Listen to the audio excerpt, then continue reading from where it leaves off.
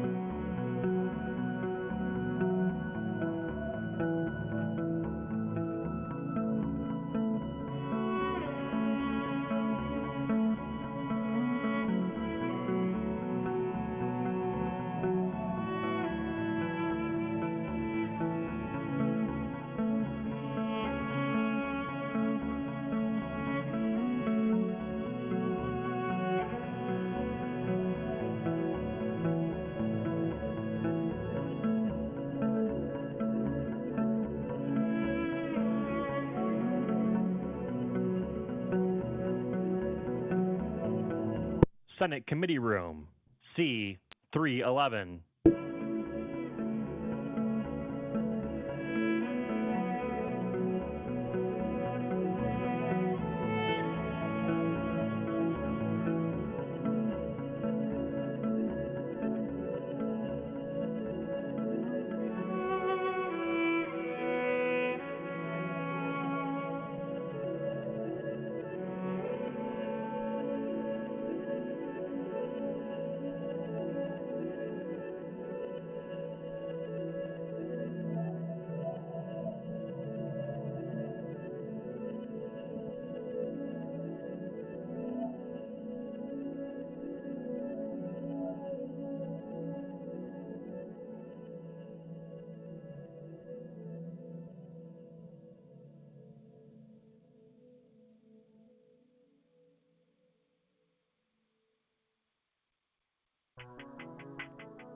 Did you know live Senate video is now available at youtube.com/@Senate of Virginia.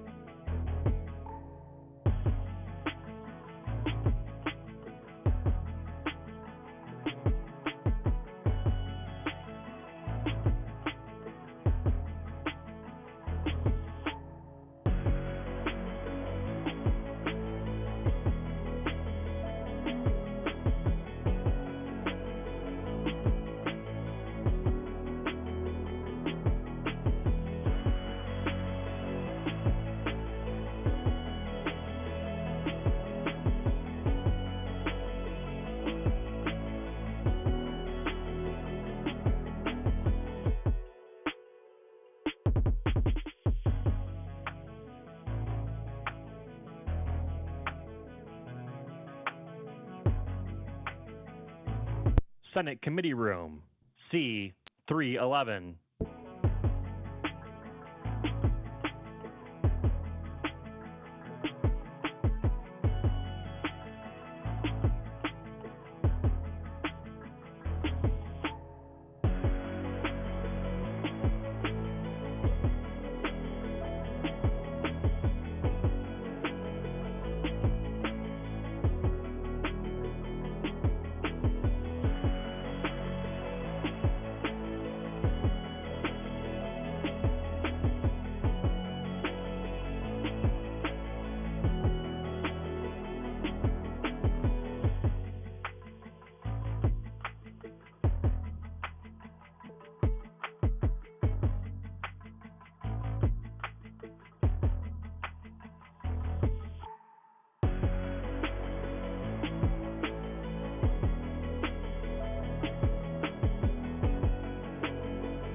This is the Senate of Virginia, Richmond, Virginia.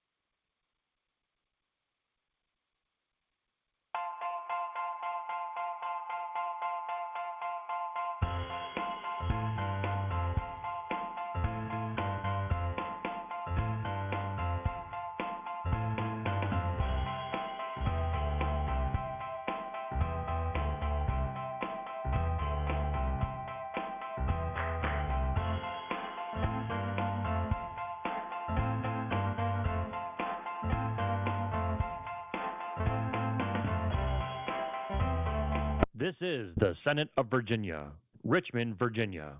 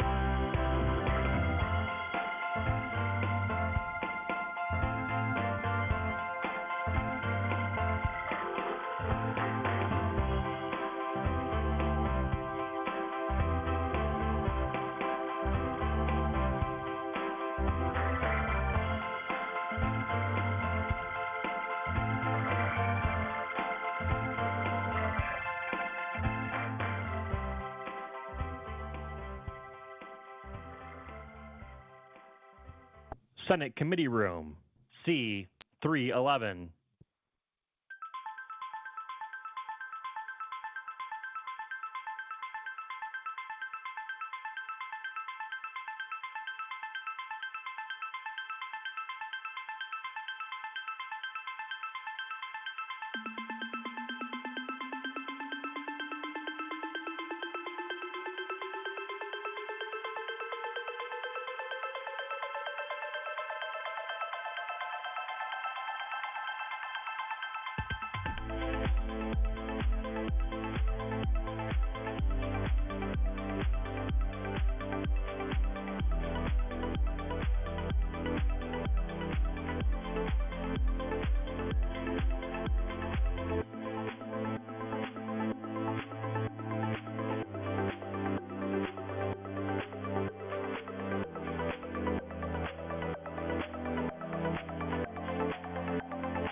Did you know live Senate video is now available at youtube.com/@Senate of Virginia.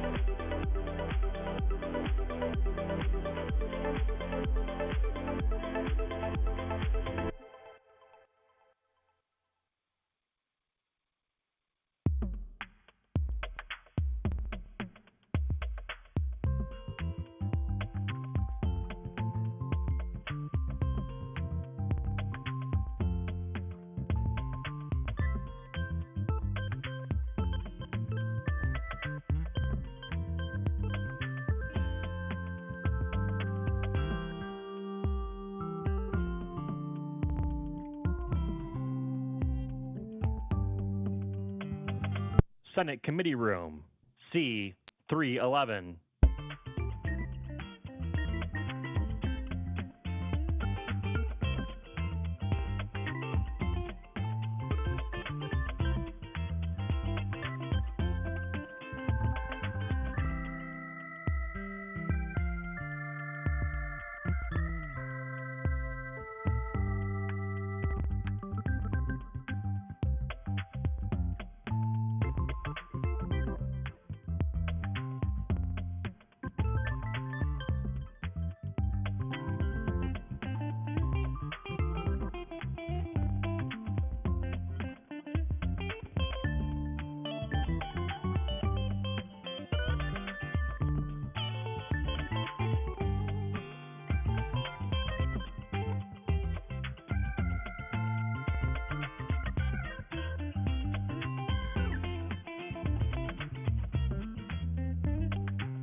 This is the Senate of Virginia, Richmond, Virginia.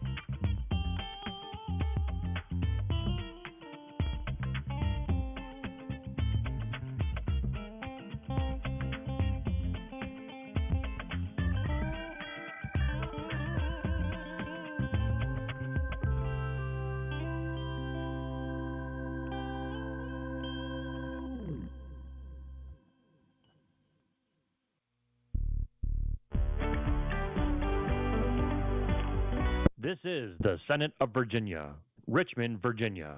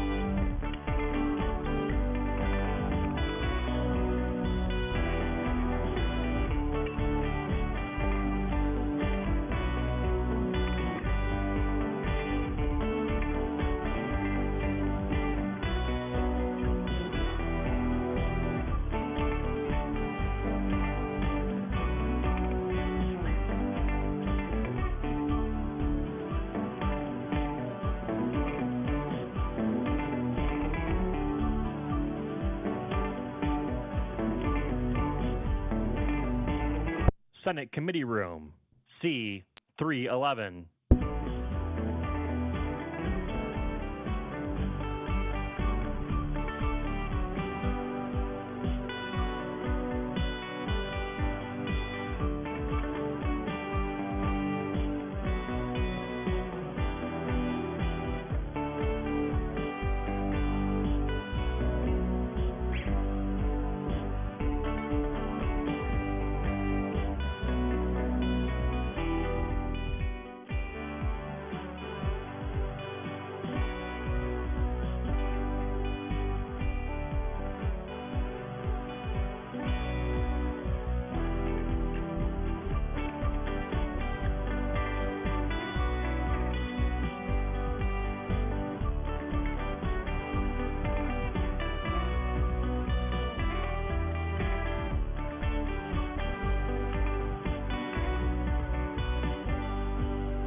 Did you know live Senate video is now available at youtube.com/@Senate of Virginia.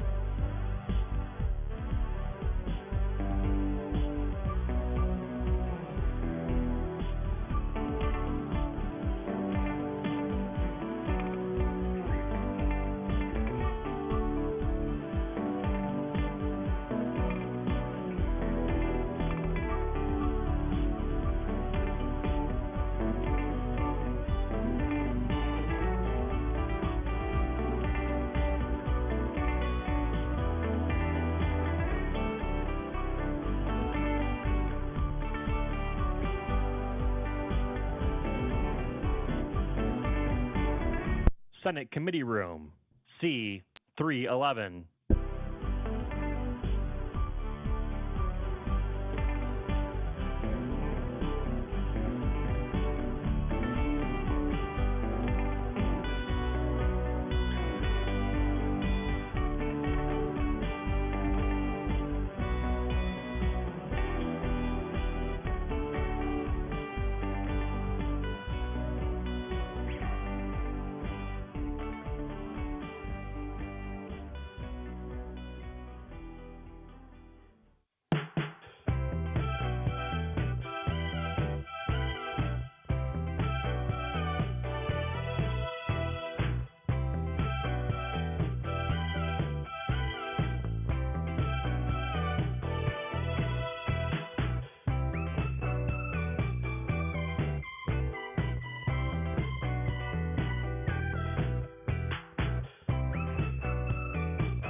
This is the Senate of Virginia, Richmond, Virginia.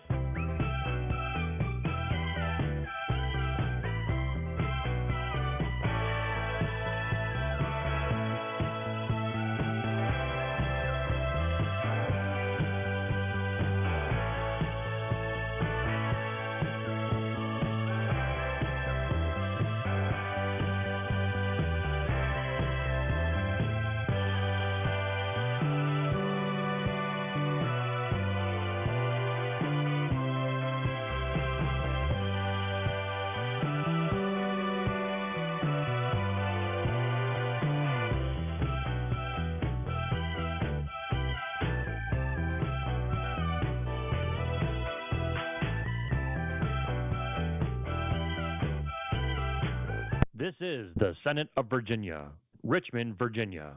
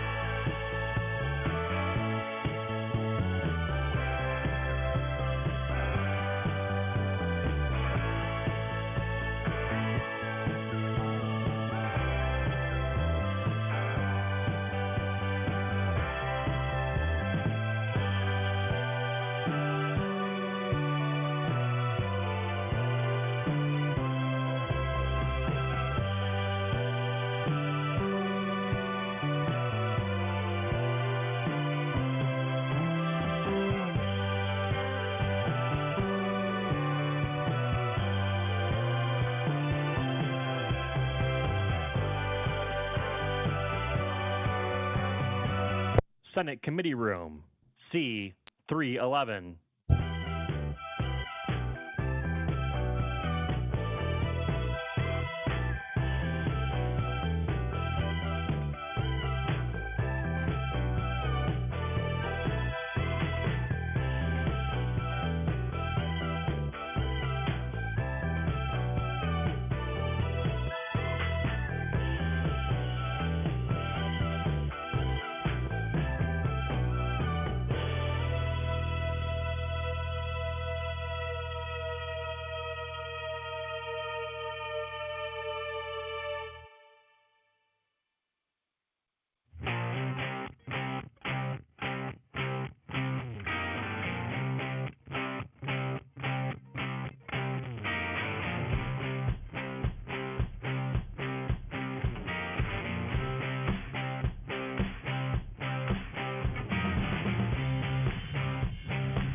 Did you know live Senate video is now available at youtube.com/@Senate of Virginia.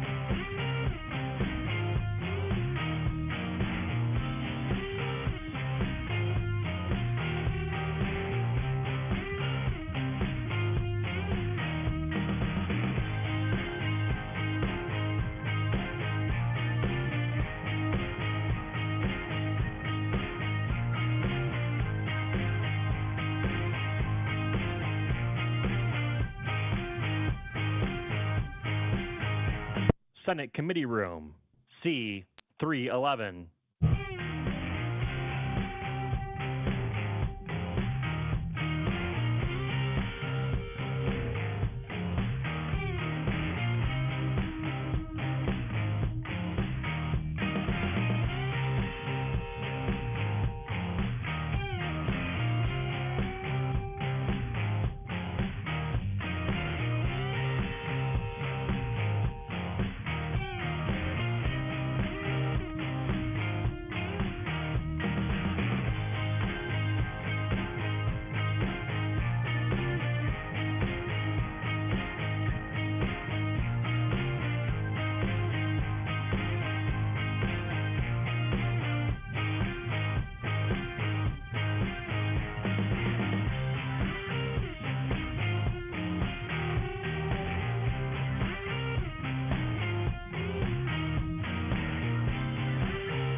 This is the Senate of Virginia, Richmond, Virginia.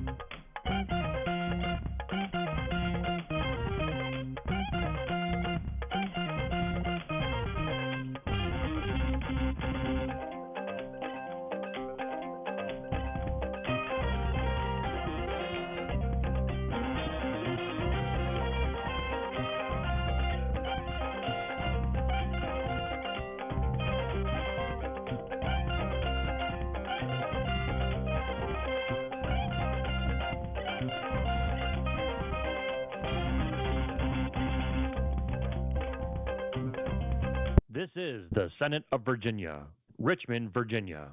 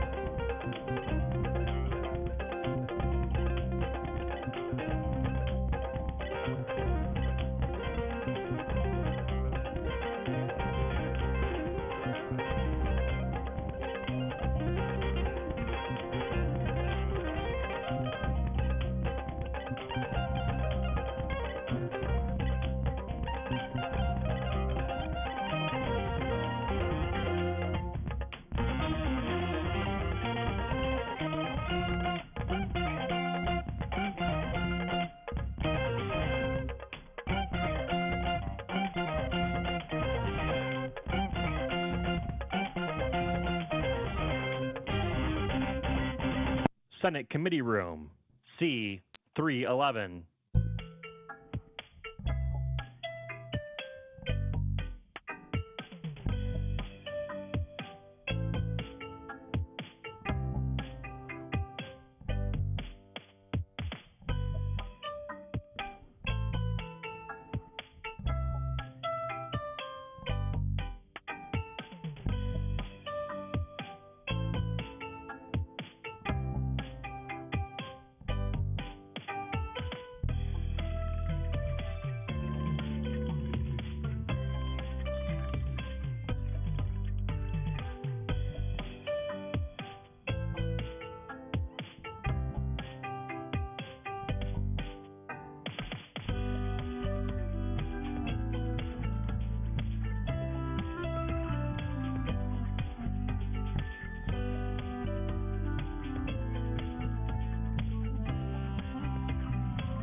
Did you know live Senate video is now available at youtube.com/@Senate of Virginia.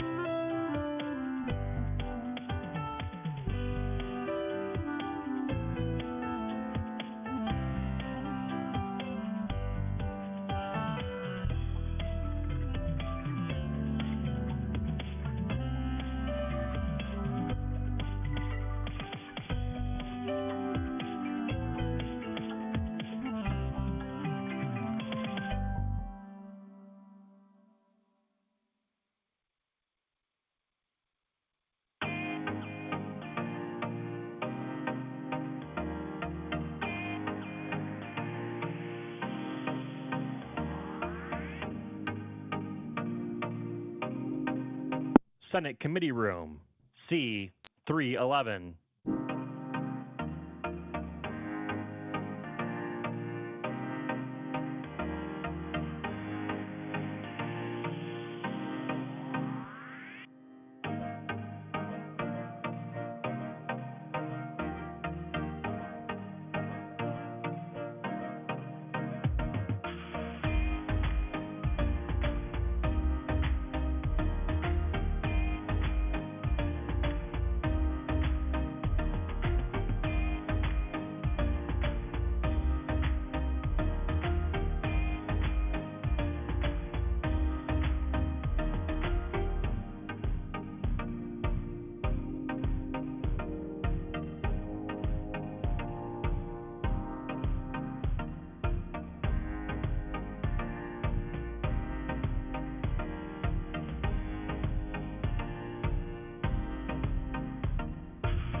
This is the Senate of Virginia, Richmond, Virginia.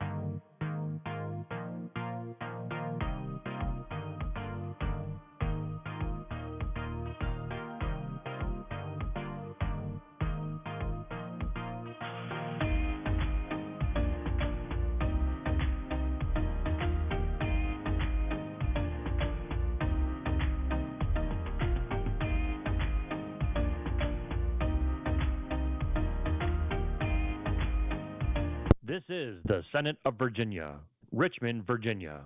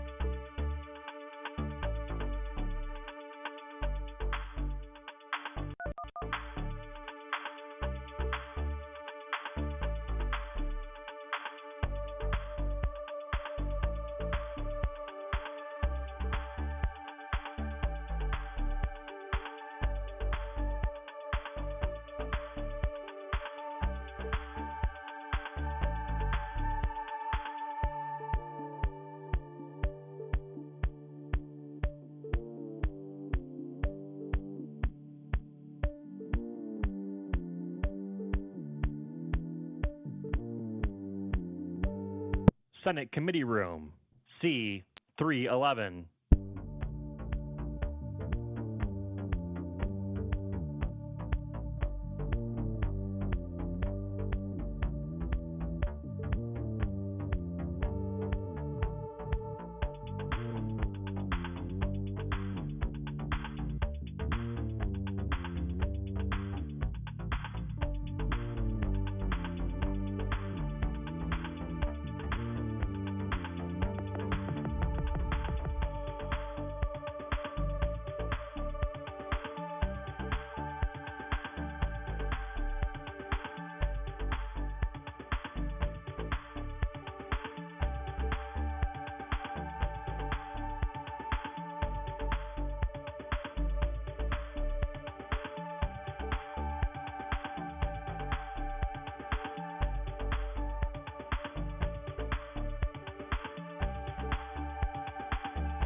Did you know live Senate video is now available at youtube.com/@Senate of Virginia?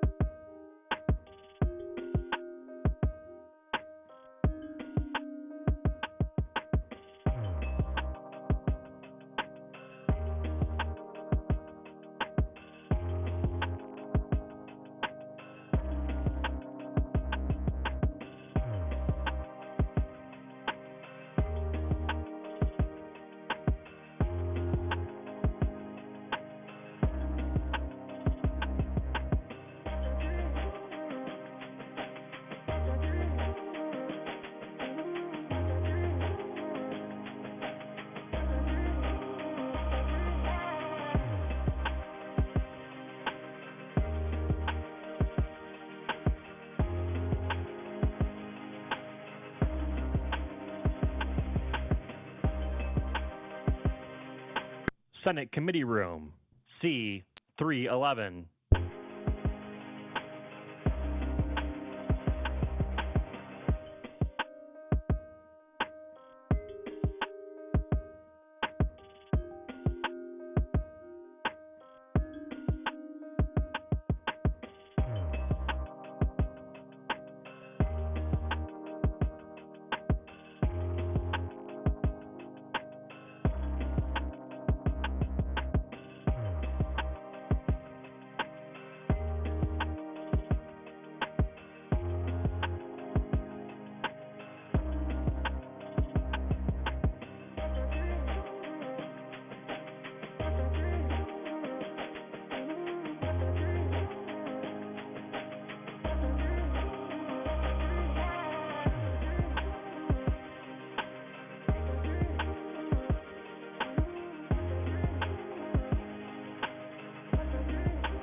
This is the Senate of Virginia, Richmond, Virginia.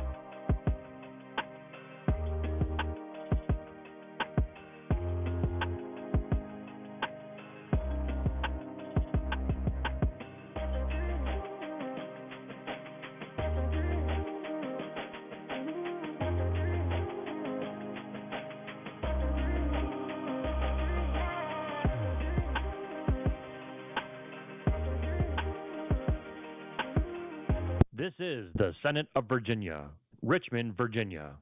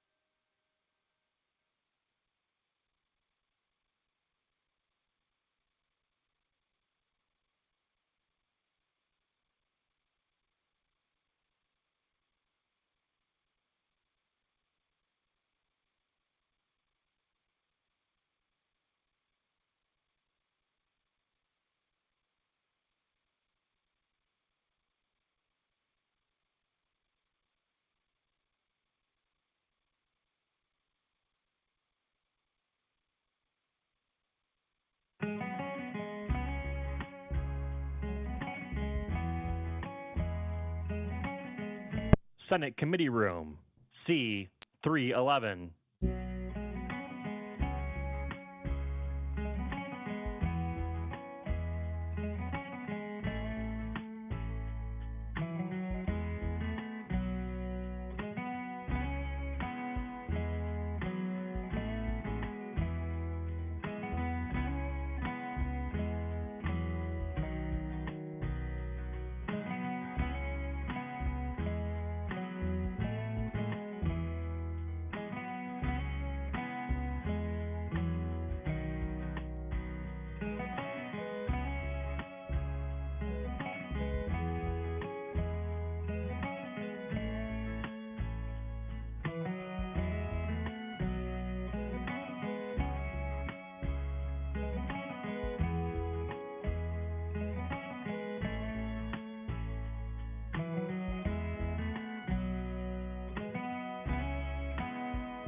Did you know live Senate video is now available at youtube.com/@Senate of Virginia.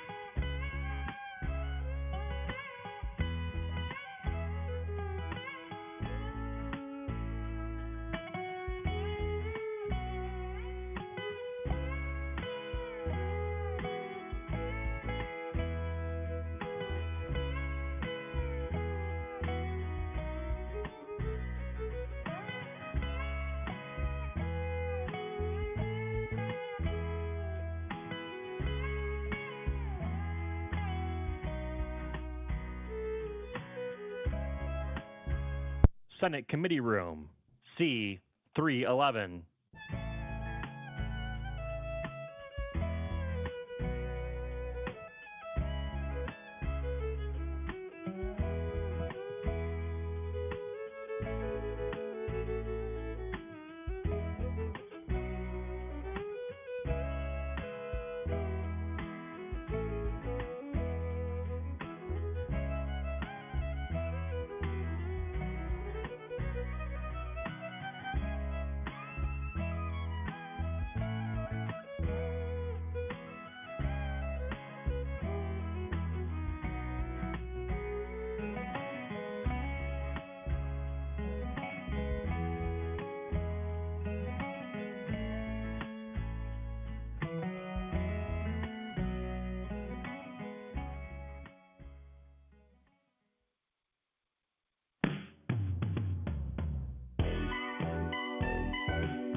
This is the Senate of Virginia, Richmond, Virginia.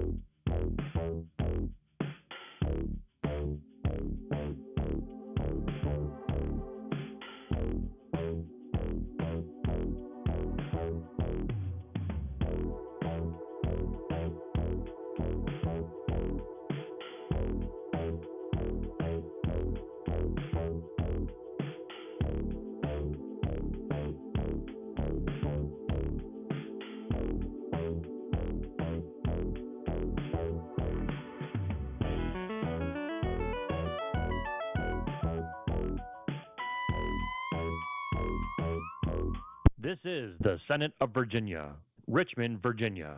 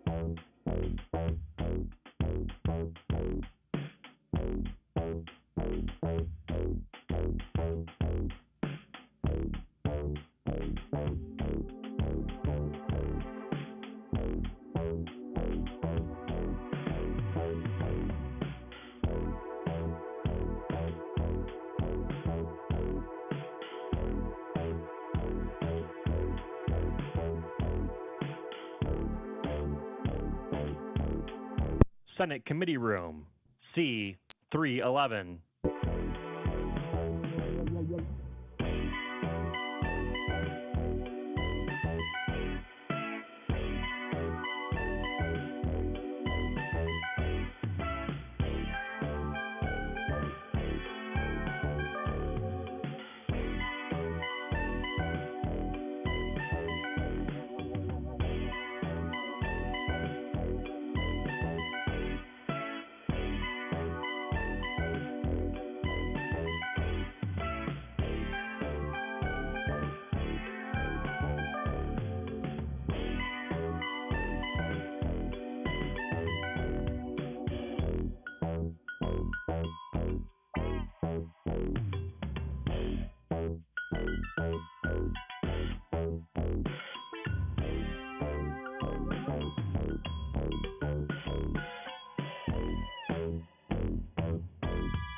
Did you know live Senate video is now available at youtube.com/@Senate of Virginia.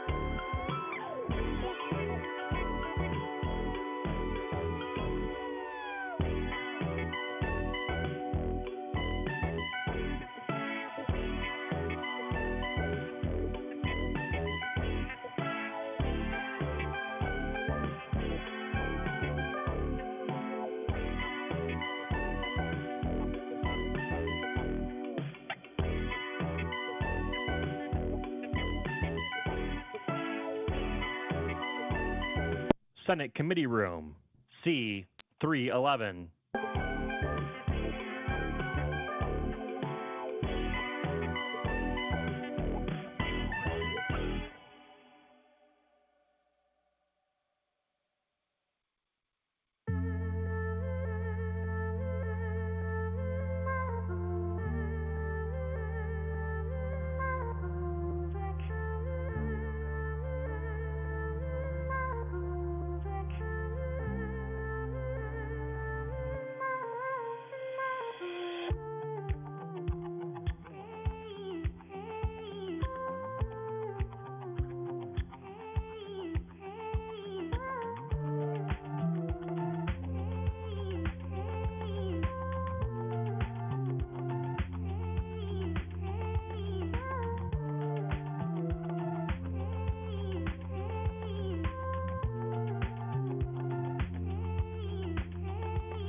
This is the Senate of Virginia, Richmond, Virginia.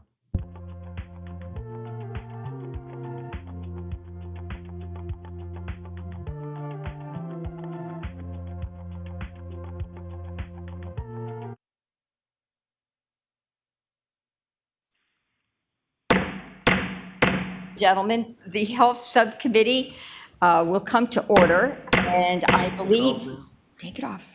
I believe at this moment I have a quorum, but I'm going to ask the clerk to call the roll, please. Senator Favola, Here. Senator Sutherland, Senator Bagby, Present. Senator Aird, Senator Durant, Senator Hashmi. You have a quorum, Madam. Thank you. Thank you very much. Okay, the very first person who asked to go as soon as possible, Senator Diggs, would you like to come forward and present your bill? And it is Senate Bill 1294. Yes, ma'am. Okay, welcome. Thank you. So this is, I have a amendment.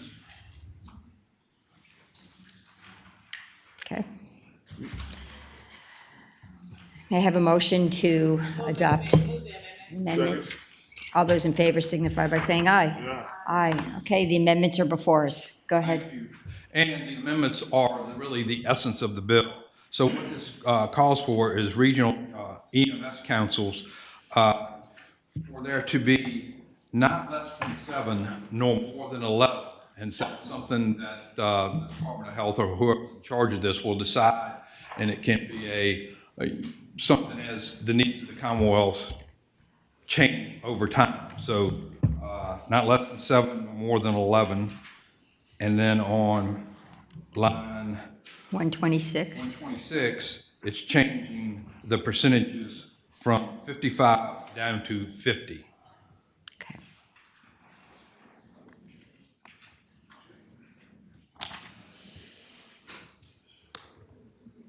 Okay, would you want to explain what your bill does?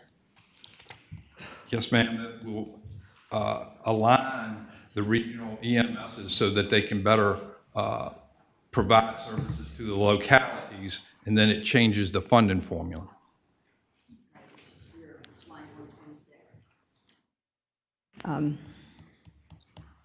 Did you work with stakeholders?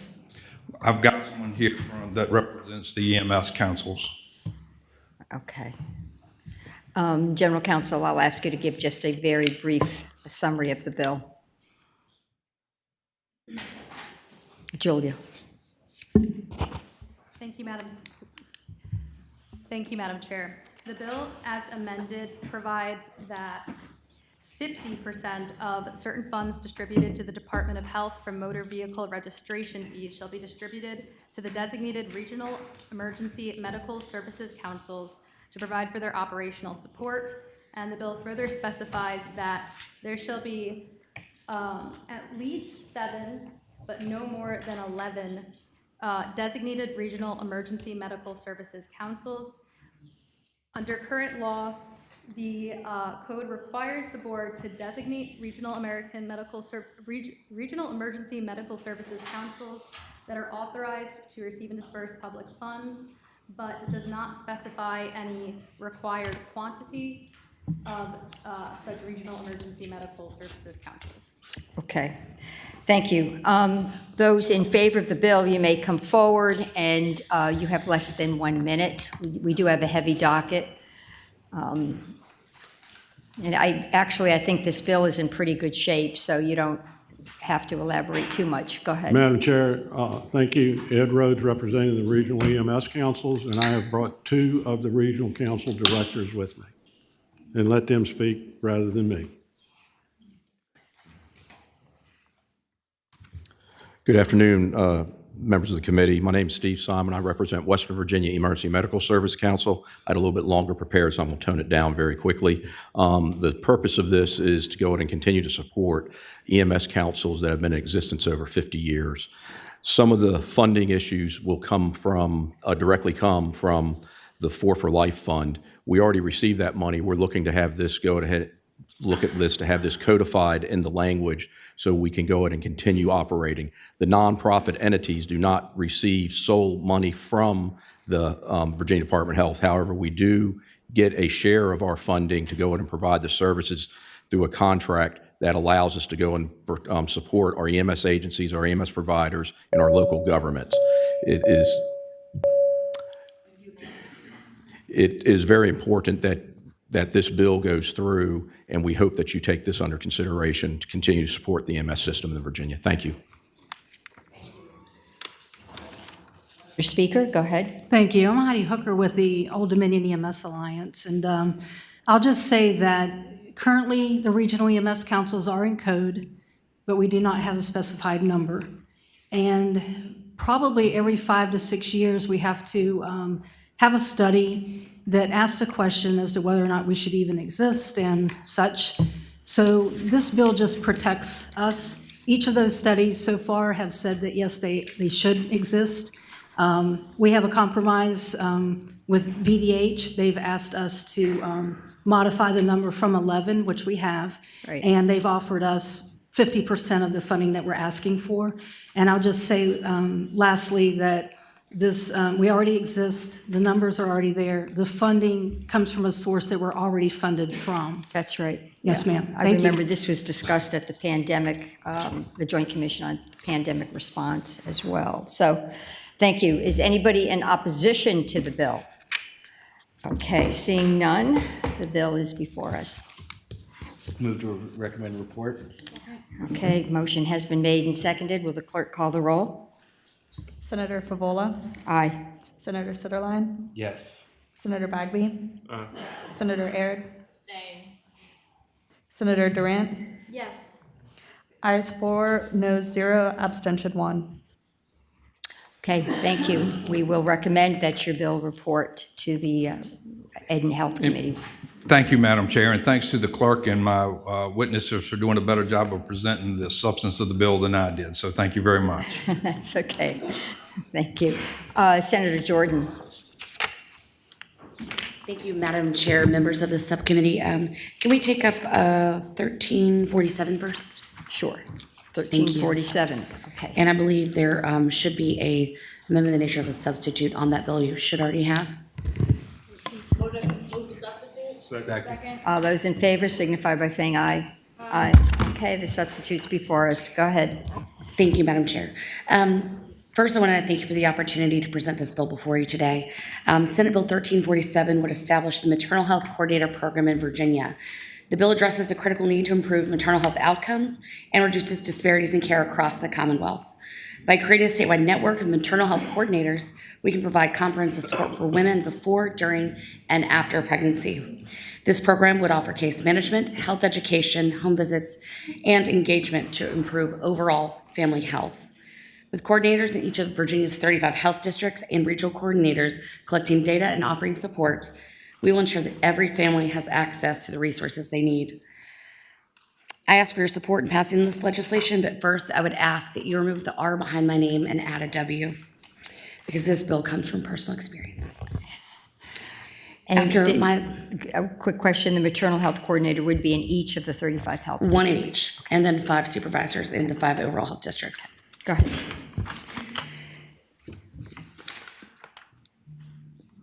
Do you have anything else you'd like to add? I do, I'm just waiting for you. No, to go let me ahead. Proceed. Go ahead, Senator Jordan. After my last pregnancy 4 months ago, I had returned home after delivering a beautiful little girl. And 2 days later, I almost didn't make it. I was sent to hospital via ambulance. My blood pressure was in the 270 over 170 range. And I spent 3 days in the ER because I didn't even know the signs of what can happen when you don't know the resources available to you. So with that, I'd take any questions from the subcommittee. Well, thank you for sharing your personal experience. Sorry it was as traumatic as it was, but it does make a point, so. Maternal and child health is a big initiative of the General Assembly. We've been working on it for many years. The governor has also put some money in that area too. So I will ask if you have anybody in, oh, I apologize. Yes, Senator Aird. Thank you so much. Again, I echo Senator Favola's sentiment in appreciating you for expressing your own personal experience and for your commitment to this issue. I think what I was hoping to hear, Senator Jordan, is how this would work with established organizations and nonprofits that are already in the community sort of doing this work, and how you envision that collaboration occurring. Absolutely. So currently there is a federal program that's very similar that only exists in 2 health districts in the state. One is in Fairfax and one is in Western Tyler, actually where I live. That's a federal pull-down funding program that has a very nice framework that I think could be very similar. The problem with that is it only serves a very narrow area of women, only in their first time pregnancy and only of a certain age, and with very, very stringent restrictions. And again, it's federal pull down money. In regard to this, what I had hoped is that through Virginia Department of Health, they will work with hospitals and birthing centers and other agencies, including in this bill, we actually also serve the care of women in correctional institutions that are incarcerated, to make sure that they get additional resources, whether it's they're entering care at their 20th week or postpartum, if they arrive to a hospital and they have not sought care prior, to make sure that they know the resources. Unfortunately, I didn't have any health problems prior during my pregnancy, but they spiked later. But when I left, I wasn't sure of all the things I could be looking for. And I know many women across this Commonwealth, regardless of their zip code, may not know either. The intention of this is to make sure whether a woman is an MCO or if she's on private insurance, regardless of where she lives or socioeconomic status, that if a woman should seek to reach out or opt into this program, that they will be providing a list of every resource, whether it is the signs and symptoms look for eclampsia, to make sure they know how to lower their blood pressure. They need help with diabetic care management or anything in between, maybe breastfeeding, any of the resources one would need. They're accumulating separate resources outside the healthcare system. We know that our doctors and nurses that work in healthcare systems, we appreciate them, but we also know they are overworked and overtaxed in many cases. And oftentimes, women feel like it's a bother to reach out, but to know that there's a secondary navigator that can assist them through this process, I think is the intention.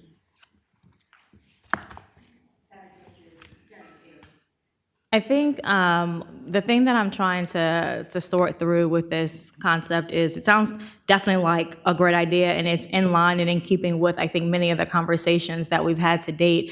But I guess I'm really curious with the investments that we have been making in doulas and midwives, and they literally do this work. And so is this, I think I'm trying to figure out, is this going to be a duplicative effort that requires double another set of resources when we're diverting resources in that area already?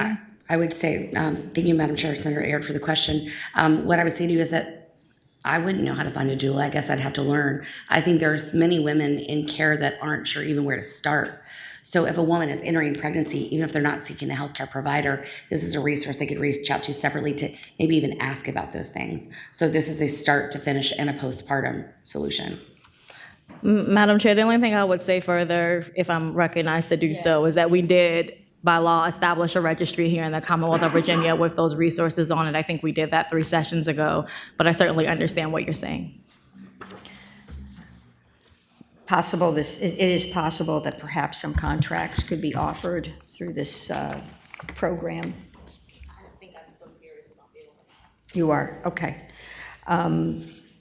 Do you want any additional information or? Okay, all right. Anybody here in favor of this bill, please come forward. Okay, anybody in opposition? Oh, Julie Dime is in favor. 1 minute. Madam Chair, members of the subcommittee, this is a little unusual. I am not here on behalf of the Hospital Association. That will be her second bill. I'm actually here personally. In 2011, I suffered from severe preeclampsia with HELLP syndrome and lost a child at 24 weeks. I, too, was in a similar position that I actually had a midwife, was working through there and did not have any idea that I was sick or nearly as sick as I was. I went in for a normal routine ultrasound and was rushed to labor and delivery, where I delivered Thomas Joseph, who was a little less than a pound. So just wanted to say that I think bills like this are important, even for people who understand the system and who understand all the things that we may have access to. You don't always think about those things. So I am here personally, which is rare, but would ask that you support the bill. Again, thank you for sharing your personal story. Hi, Welcome. I'm Kendra Suttonell. I am the Director of Birth and Color, and it's a great bill, sounds really great, but I think it needs some work, especially when it comes to community-based organizations and nonprofits who've already doing the work. And I think to say that all the work that VDH and community-based organizations, we have a Virginia Doula Task Force, and to say that we don't know that these things exist when a lot of providers know, midwives know, hospitals know, billboards talk about the resources. So I think we need a channel and talk about how do we make sure people know about the resources other than just creating a program that's going to create other oppositions to the work that we're already doing. Thank you. And Madam Chair, I would say, out of respect to patrons on bills in the future, if people in the audience would like to talk with us in advance and express their opposition, so maybe we can work through things prior, that would be very helpful. Just a reminder to the room. Yes, I mean, this still has to be, moved to the floor, and there'll be 3 readings on the floor. There'll be opportunities if, an amendment might help the bill. I think you'd be talented enough to figure that out, working with others. Okay, the amended bill is before us, amendment in the nature of a substitute. Move that we recommend report. I will second that. Clerk, call the roll. Senator Favola, Aye. Senator Sutherland, Yes. Senator Bagby, Senator Aird, Abstain. Senator Durant, Yes by proxy. 4 ayes, 0 noes, 1 abstention. Okay. Thank you. Up next, I have Thank you. Senate Bill 1279. Just let me know whenever you're ready. Okay, let's go to Senate Bill 1279. Yes. Okay. Thank you, Madam Chair, members of the committee. Senate Bill 1279 is similar, or actually identical now, to a bill that I believe Delegate Hayes and Delegate Taylor carried in the House, and I believe there is amendment in the nature of substitute that is fresh and brand new. Second. All those in favor signify by saying aye. Aye. Okay, the substitute's before us. Thank you, Madam Chair, members of the committee, for the opportunity to present Senate Bill 1279. I understand there's some new information on this, but it's really been streamlined to match the identical version the House that Delegate Hayes and Delegate Taylor are working on. This is to help and protect the health and well-being of mothers and babies across the Commonwealth. We do know that the existing Virginia Neonatal Perinatal Collaborative exists, and this will help develop 3 clinical safety bundles and standard protocols specific to that to enhance the support of women, especially in the areas of obstetric hemorrhage, preeclampsia and eclampsia, and other life-threatening maternal health complications.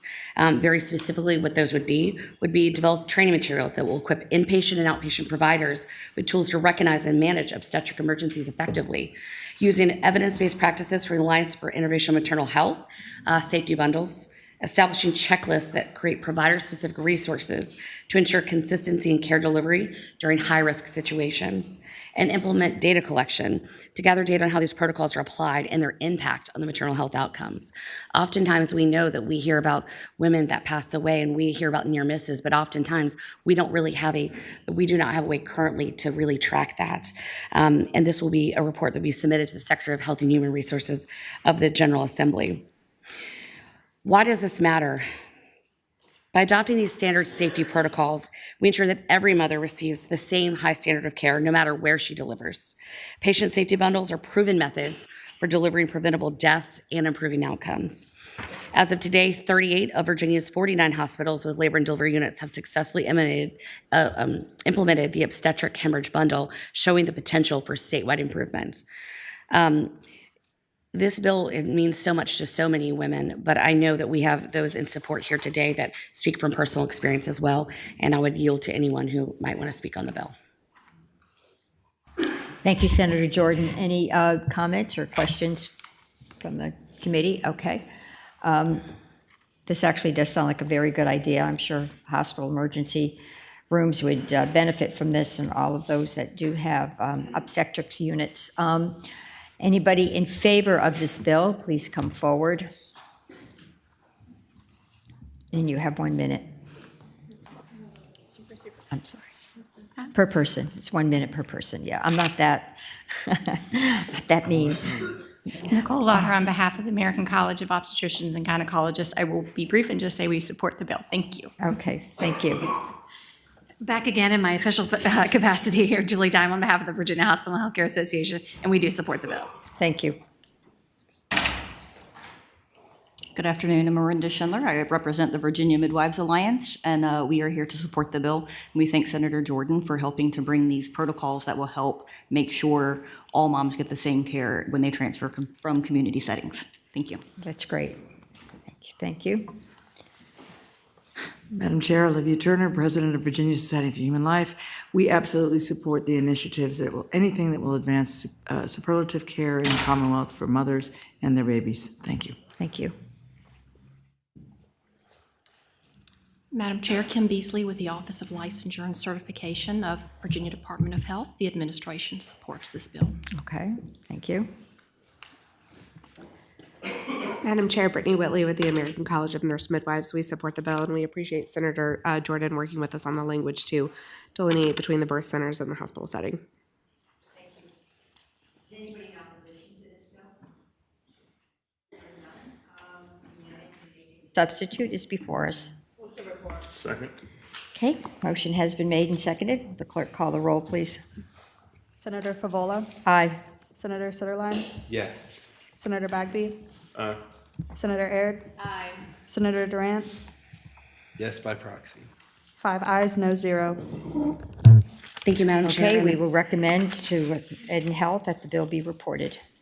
Thank you. Thank you, Madam Chair, members of the subcommittee. And my last bill is Senate Bill 1461. 1461. I do not believe we have any substitutes or changes on this bill. No, we're in good shape, okay. I'm here before my last bill, Senate Bill 1461, that I truly believe is good health policy that specifically supports our children who are our Commonwealth's most vulnerable asset. Senate Bill 1461 would ensure DMAS covers rabbit whole genome sequencing testing for critically ill children under the ages of 3 years old. These children who are unfortunately in an inpatient setting are critically ill, have no diagnosis, and have families that just have no answers.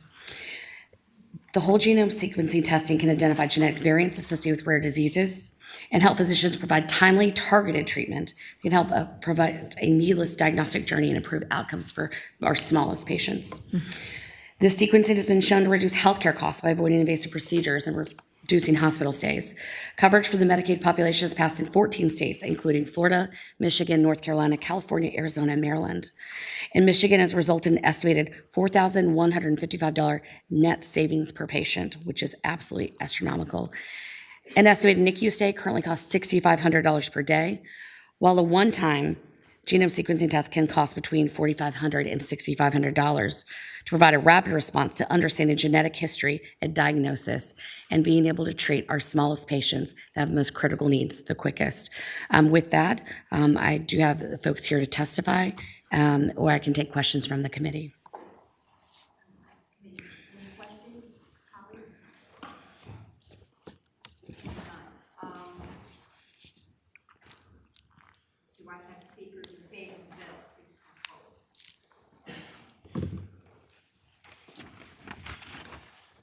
Good afternoon, Madam Chair and members of the committee. My name is Ben King.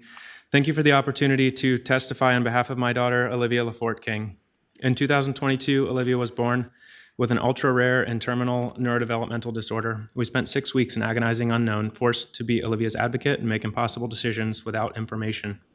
She was finally diagnosed through rabbit hole exome sequencing, a similar technology to whole genome sequencing.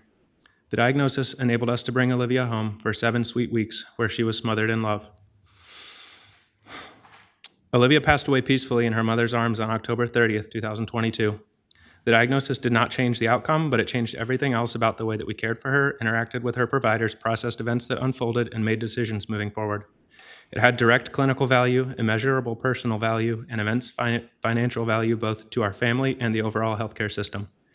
The most difficult thing to reconcile about our NICU experience is how much time, emotional energy, and money was spent before utilizing the most advanced and comprehensive diagnostic tool available to medically complex, undiagnosed NICU babies, Virginia's most vulnerable and innocent patients. Or maybe the patron might know. I guess it's part of our usual practice, right, when we're doing testing of newborns and children, where we're looking at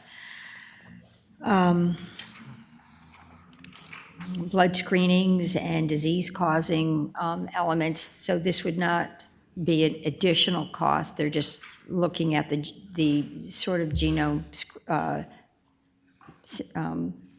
combination, if you will. Genome sequencing, it's one more thing added, is how I'm reading this. Is that correct?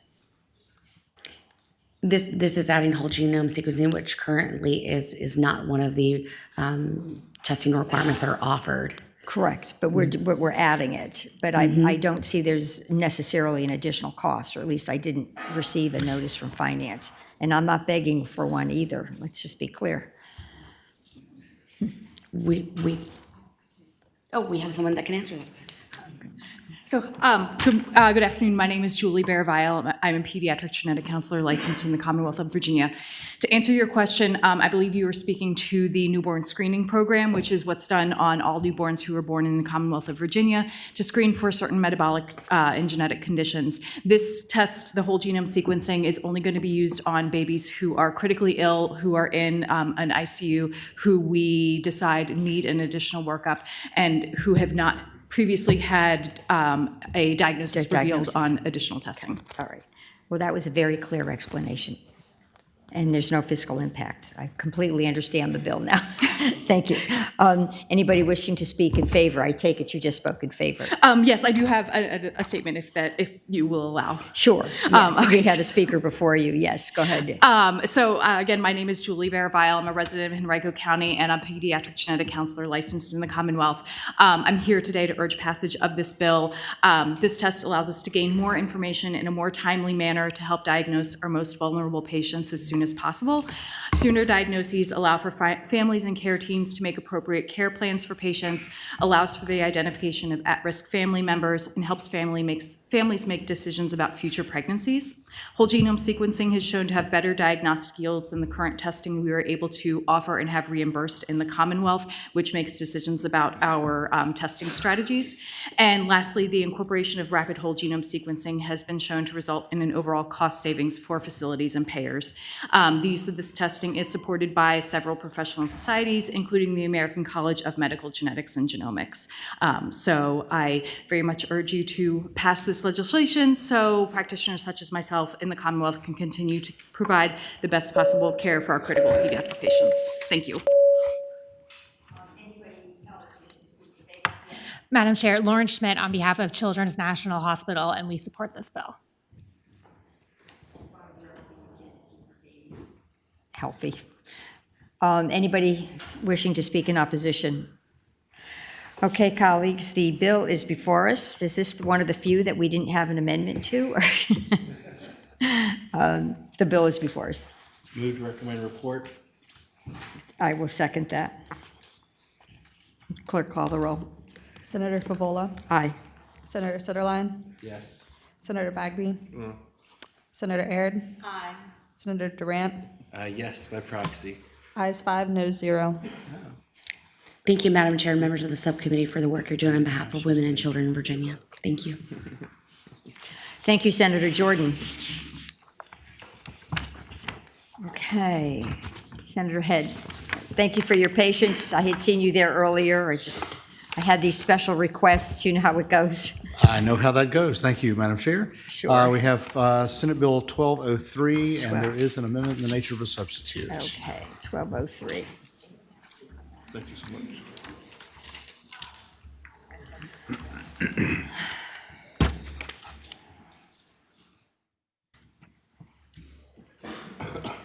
Okay, colleagues, this is now a Section 1 bill. May I have a motion to? Adopt the substitute. Okay, and? Second. Okay, all those in favor signify by saying aye. Aye. Okay, the amendment in the nature of a substitute is before us. Go ahead, Senator Head. Thank you, Madam Chair and members of the committee. This is a bill that seeks to address potential problems in really underserved areas and rural areas that in the bill as it was initially drafted it was termed a healthcare desert. But as you can see, what the bill now does is just directs the State Health Services Plan Task Force to develop recommendations dealing with expedited review process for certificate of public need in areas that meet at least 2 of the criteria that are outlined in the bill. So you're looking at not having hospital care, healthcare provider within a 30-mile radius in low population densities, or in a 15-mile radius with slightly higher population densities, or with an annual poverty rate of at least 20%. And this will give us a little bit of data to find out if there's anything that would facilitate better care in those underserved areas. And that is the Right. extent of the bill. You're looking for an expedited COPN review in those certain areas. Just in those certain areas, yes. Okay, very good. We understand your bill. Questions, colleagues? Okay. Anybody here to speak in favor of the bill? Please come forward. Hello, Madam Chair. Benjamin Knotts, Americans for Prosperity. We support the bill and we appreciate all the stakeholders' work to get to a compromise that we think will help increase access and supply. Appreciate you. Okay, Clark Barron with the Medical Society of Virginia. We support the bill. thank you. Anybody in opposition to the bill? Okay, seeing none, I just have one question. Are you expecting a report from this task force? It's not mentioned here. Did you want a report? I'm just asking. Usually people, when they do a Section 1 bill and they establish a task force. Establish a report. Candidly, this was stakeholders that gave me this amendment in compromise, and this is actually, I believe, the language that just passed the House. So Okay, all right. All right, I will let it go, but it would be very interesting to see the criteria. I would agree. Colleagues, do you have a preference, or do you want me to let it go without a report? Okay, all right. I'll take a motion now. Move to recommend report. Second, clerk, please call the roll. Senator Favola, Aye. Senator Sutherland, Yes. Senator Bagby, Aye. Senator Aird. Senator Durant. Yes by proxy. Ayes 5, noes 0. Okay. All right. Thank Madam you, Chair, members of the Senator Head. committee. Let's see, that one's done. Do I have another? Do you want to go, Senator Bagby? Oh, somebody else does it? I don't see another senator, so you may go. Okay. Thank you, Madam Chair. Madam Chair, I have SB 1320, and there's a substitute. Okay. Move the substitute. Second. All those in favor signify by saying aye. Aye. Okay, the substitutes before us, or soon to be before us. The substitute before you revises several areas of the bill, primarily aligning it with current law, and particularly the time frame as it relates to when the physical examination should be completed. The bill does a few things, adding questions about a child's biologic heart history during pre-participation physical examination and well child examinations, require online training for healthcare practitioners, and establishing an educational pamphlet to provide information about sudden cardiac arrest for students and their caregivers. Pretty short bill. I'm sure we have some folks to speak about it, but I will address questions as they come. Okay. Thank you, Senator Bagby. For those wishing to speak in favor of Senate Bill 1320, please come forward, and you have 1 minute each. Madam Chair, members of the committee, Gonzalo Ida with the American Heart Association, and we support the bill. Thank you.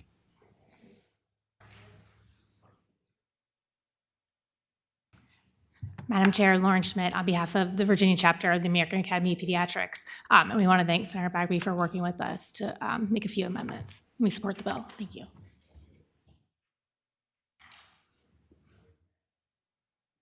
Anybody else speak in favor? Anybody wish to speak in opposition? Move to report. Okay. Second. Motion has been made and seconded to report the substitute. Will the clerk please call the roll? Senator Favola, Aye. Senator Sutherland, Yes. Senator Bagby, Senator Aird. Senator Durant. Yes by proxy. Ayes 5, noes 0. Okay, we will recommend to our parent committee that the bill be reported. Senator Aird, we're ready for you. Okay, you've got quite a few bills before us. Okay, okay. See you later.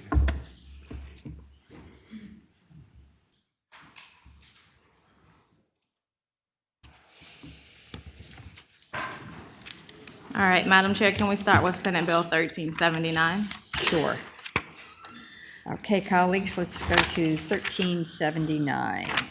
Thank you, Madam Chair, and members of the committee. 1379 would create a new initiative here in Virginia for the purpose of efficiently establishing cancer clinical research and treatment efforts. This initiative will promote collaboration from 5 different institutions here in Virginia, including our 2 comprehensive cancer care centers at Massey and the Emily Court Cancer Center at UVA, as well as the Colane's Cancer Research Center at Eastern Virginia Medical School, ODU, and the Fralin Biomedical Research Institute at Virginia Tech, and the Hampton University Research Center. The bill essentially structures and directs the establishment of a consortium, and we spell out exactly what that would require. And ultimately, the initiative has the power to provide financial incentives to these institutions as a consortium and collaborating around clinical trials, again, promoting the efficiency with resources to develop treatment patents and maximize the use of any awarded federal or state funding. So, Madam Chair, I hope it's self-explanatory, all the efforts that we continue to try and make in the area of cancer research, hoping that Virginia and our institutions can lead the way in doing so. This consortium hopefully will allow that work to be collaborative. And Madam Chair, I understand that some feedback has been offered regarding language that appears in the budget around the Virginia Innovation Partnership Authority related to collaborative trials, and I've taken a look at that language, and I would contend that those measures do not conflict with this legislation and that both can coexist. And I would go further to say that I actually think that having the structure that we lay out in our legislation specifically would create more clarity by way of the process, aim to increase access to these potentially life-saving trials. And additionally, under this legislation, the expenditure of resources allocated to the consortium would be governed directly by the researchers and should result in a stronger return on investment. So I'm happy to answer any questions that the committee has, but I would like to see this move forward. Thank you, Senator Aird. I think the idea is very good, and the way you flesh out the membership, the powers and the duties, I think, are really important too. And I do think they're broad enough that you could coordinate with any other like language that may be in appropriations. I am going to ask for a comment on this. Okay. Those in favor of this bill, please come forward, and you have 1 minute each. Those in opposition to the bill, please come forward. Senator Aird, it looks like your bill's in good shape, and you've got several other hoops to go through before it lands on the governor's desk. So I think it's really good enough to move forward. I will ask my colleagues if they have a motion. Yes, thank you, Madam Chair. Were you going to move? I move recommend report, and just speaking briefly to that. Go ahead. Yes, Senator Suderline. If you want a second. I will second. All right, there you go. I appreciate Senator Aird for bringing this bill. Just like I appreciated her work on the community builders to also include the wonderful Star City. So I love the involvement around the state. Thank you, Senator Aird, for that. I suspect that there may be some conversations about the appointments along the process. Certainly. But I am happy to advance it and help it get in that posture so we can have those conversations at that time, because the underlying bill is what's important, and I thank this, Senator. Thank you. I would agree. Okay, I am going to call for a vote since we have a motion before us. Will the clerk please call the roll? Senator Favola? Aye. Senator Suderline? Yes. Senator Bagby? Do you have his proxy? Maybe. Is it form? It might be a slip over there. I have his proxy. How lovely. Aye. Senator By Aird. proxy. Aye. Senator Durant. Yes, by proxy. Ayes 5, no 0. All right, Madam Chair, can we next take up Senate Bill 1234? Yes, ma'am. This will be really easy. There is a substitute that I'd ask be provided. Okay. Get that properly before you. May I have a motion to accept the substitute, please? So moved. Second. All those in favor signify by saying aye. Aye.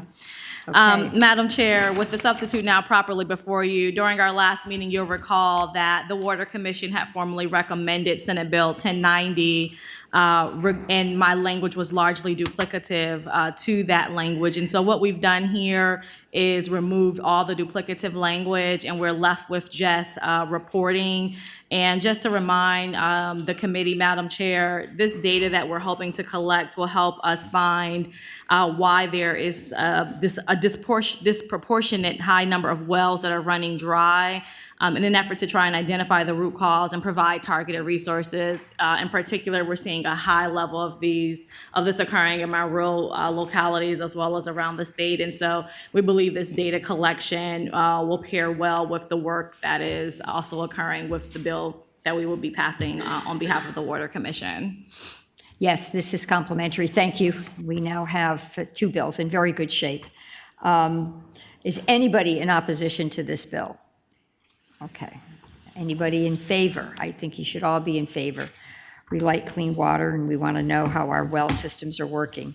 So I would like a motion to adopt the substitute, recommend adopting the substitute. So moved. Chair, there you go. So moved. Second.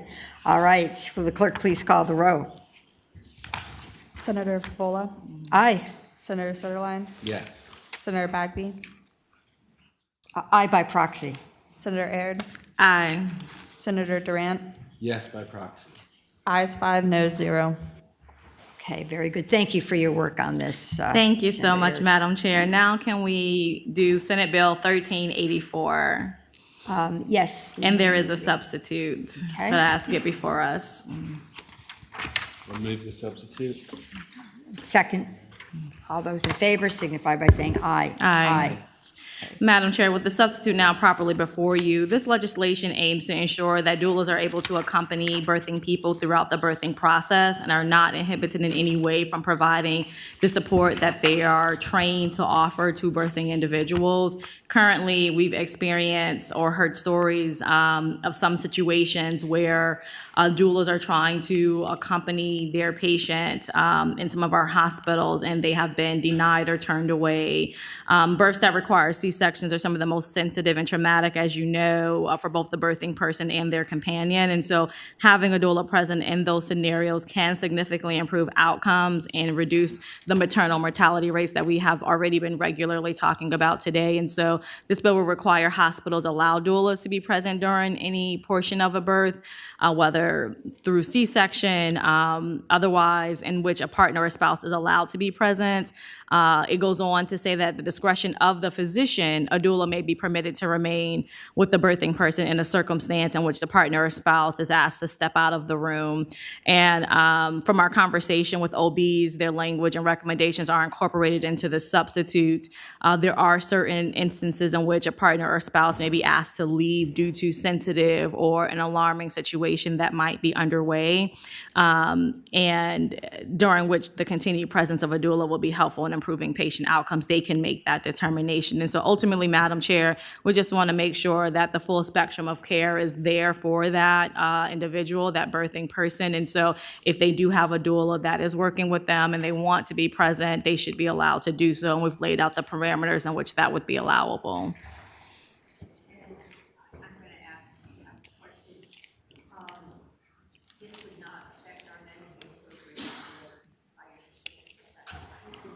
Madam Chair, no, it should not.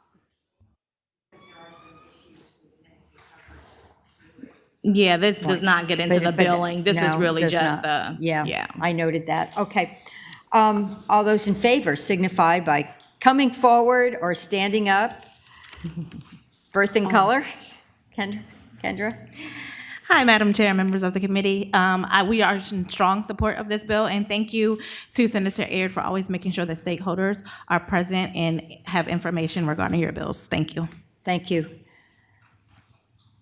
Very quickly, Madam Chair, members of the subcommittee, Nicole Lauder on behalf of the American College of Obstetricians and Gynecologists. I want to thank the Senator and her staff for working with us on the amendments to this bill, and we do support it. Thank you. Good, thank you. Madam Chair, members of the committee, Olivia Turner, President of Virginia Society of Human Life, and always pleased to be able to support Senator Aird, a dear friend. And we do think this is a step forward. We do believe that anything we can do to help mothers in the process of bringing their children safely into the world should be supported by the Commonwealth. Thank you. Is anybody in opposition to this bill? All right, hearing none. The substitute is before us, and I would like a motion. Move to recommend report the substitute. Second. Motion has been made and seconded. Okay, will the clerk call the roll? Senator Favola? Aye. Senator Sutherland? Yes. Senator Bagby? Aye by proxy. Senator Aird? Aye. Senator Durant? Yes, by proxy. Ayes 5, noes 0. Okay, very good. Thank you, Madam Chair. Now we will do Senate Bill 1418, and there is no substitute for this. Great.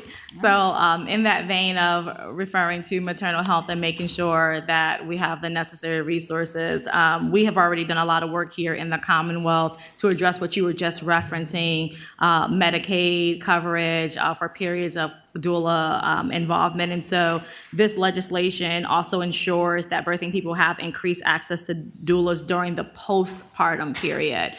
We've done a lot of work to make sure that during the birthing experience they're there, but data is showing at this point in time that there's additional care and coverage that is needed for the postpartum period. So this simply seeks to promote and concentration again on that postpartum care by ensuring Medicaid will cover an additional 2 postpartum doula visits. And I just can't say enough how those 2 additional visits are essential to care, provides emotional and physical support to new mothers for all of the reasons that data reflects. And so this legislation, again, is highly important as part of that spectrum of care for birthing individuals, and I just hope we can move it forward. Is DMAS here? Saw Will Frank, but I'm not sure. Is there a representative from DMAS?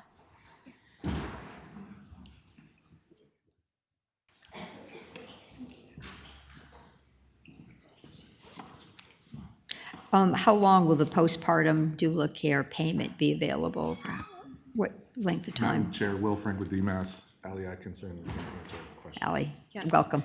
Hi, good afternoon, Madam Chair. Good afternoon. Are you asking about the bill or our current benefit? Actually, both. Okay. But I was asking about the bill. So currently, we offer 4 postpartum visits up to 6 months. That's what's in our state plan, and that was approved by CMS in October 2021. Okay. And that's during the 12-month period after the birth. The state plan actually, because we, Madam Chair, we added doula services prior to extending postpartum coverage to 12 months. In our state plan, we included doula services up to 180 days or 6 months postpartum. The bill extends that period to align with the postpartum benefit currently to 12 months. To 12 months, right? Yes. Okay, that's just what I wanted to be clear on. This is a good bill. But do you have an opinion? Are you in favor or? We actually support this bill. You're in the support of the bill, good. Okay. Does anybody want to speak in opposition to the bill? Okay, hearing none.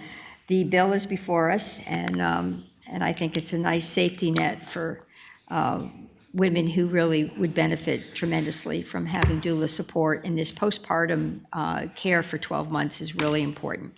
So I would like a motion. Move to recommend report. Second. Okay. The bill is before us, and motion has been made. Will the clerk call the roll, please? Senator Favola? Aye. Senator Sutherland? Yes. Senator Bagby? Aye by proxy. Senator Aird? Aye. Senator Durant? Yes, by proxy. Ayes 5, noes 0. Thank you, Madam Chair. The last 2, Senate Bill 1260 up before you next, and there should be a substitute.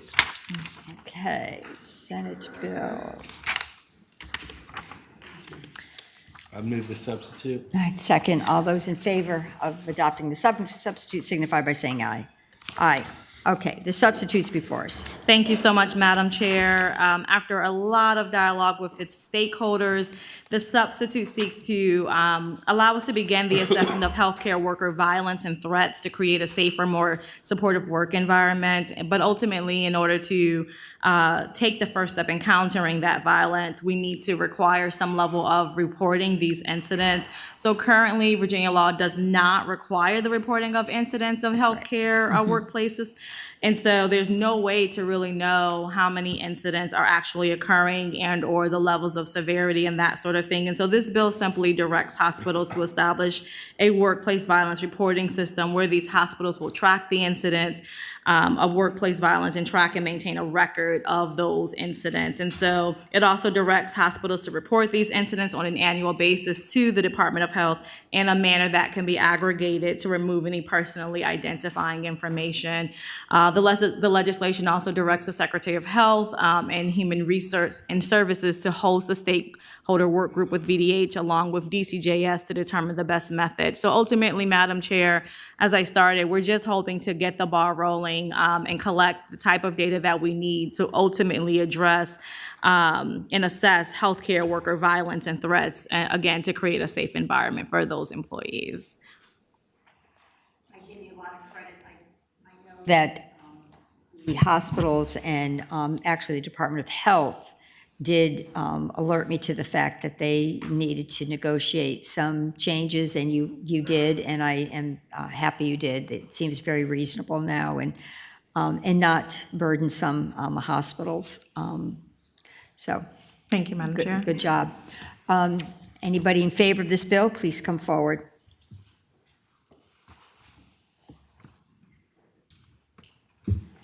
Madam Chair, members of the committee, Clark Barron with the Medical Society of Virginia. We want to thank Senator Aird for putting this bill in. We want to thank Jameson on her team and the MSV staff. I think the substitute got to version 15 there towards the end of the night. So thank you to everyone for Substitute working is with really, us. really much better, actually. And we have some real healthcare providers here who can tell their stories, but thank you very much. Thank you. Good afternoon, Madam Chair, members of the subcommittee. I'm Ashley Apple, speaking on behalf of the Virginia Nurses Association. We represent the interests of over 120,000 registered nurses in the Commonwealth. Nurses spend more time than any other healthcare discipline at the bedside and with patients, and so we're at perhaps the highest risk for violence victimization. In my own nursing career, I've been hit, spit on, kicked, threatened, and worse. And we know this is a pervasive problem, and it's really important that we get to the root cause. You know, in clinical practice, nurses and physicians use data, and they use evidence-based practice, and we should apply the same standard to keeping us safe in the clinical setting. We need good quality data, and this bill provides that. Yeah, and so it just does. a sincere thank you to Senator Aird and the Medical Society of Virginia and the Virginia Hospital and Healthcare Association. The VNA supports this bill, and we respectfully ask you to do the same. Thank you for your comments. Thank you. Very helpful. Hi, Madam Chair and the members of the committee. My name is Charles Payne, and I'm a third-year medical student at VCU. And I've also worked in the hospital system as a paramedic for the past 6 years, and then the 911 system prior to that.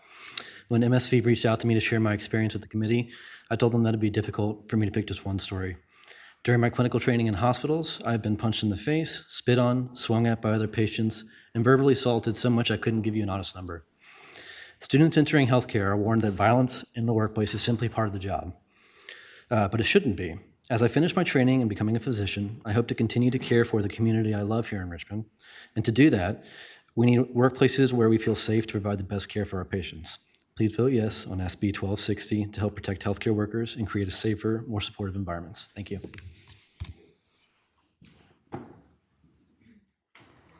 Hello, my name is Kim Ketcherstedt. I'm a PA and here on behalf of the Virginia Academy of Physician Associates.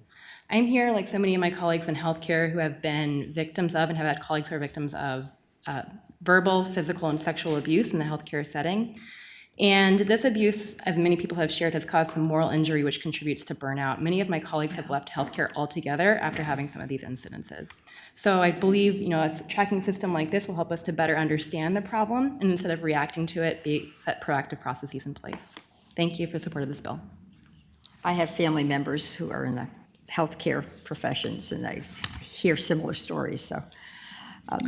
Good afternoon, Amy. Madam Chair. Amy Parent-Seibert on behalf of the Virginia College of Emergency Physicians. We support the bill and thank the patron and the Hospital Association, the Medical Society for coming together with the nurses and the PAs and everybody else to work on this bill. We appreciate it and think this is a great step forward. So thank you.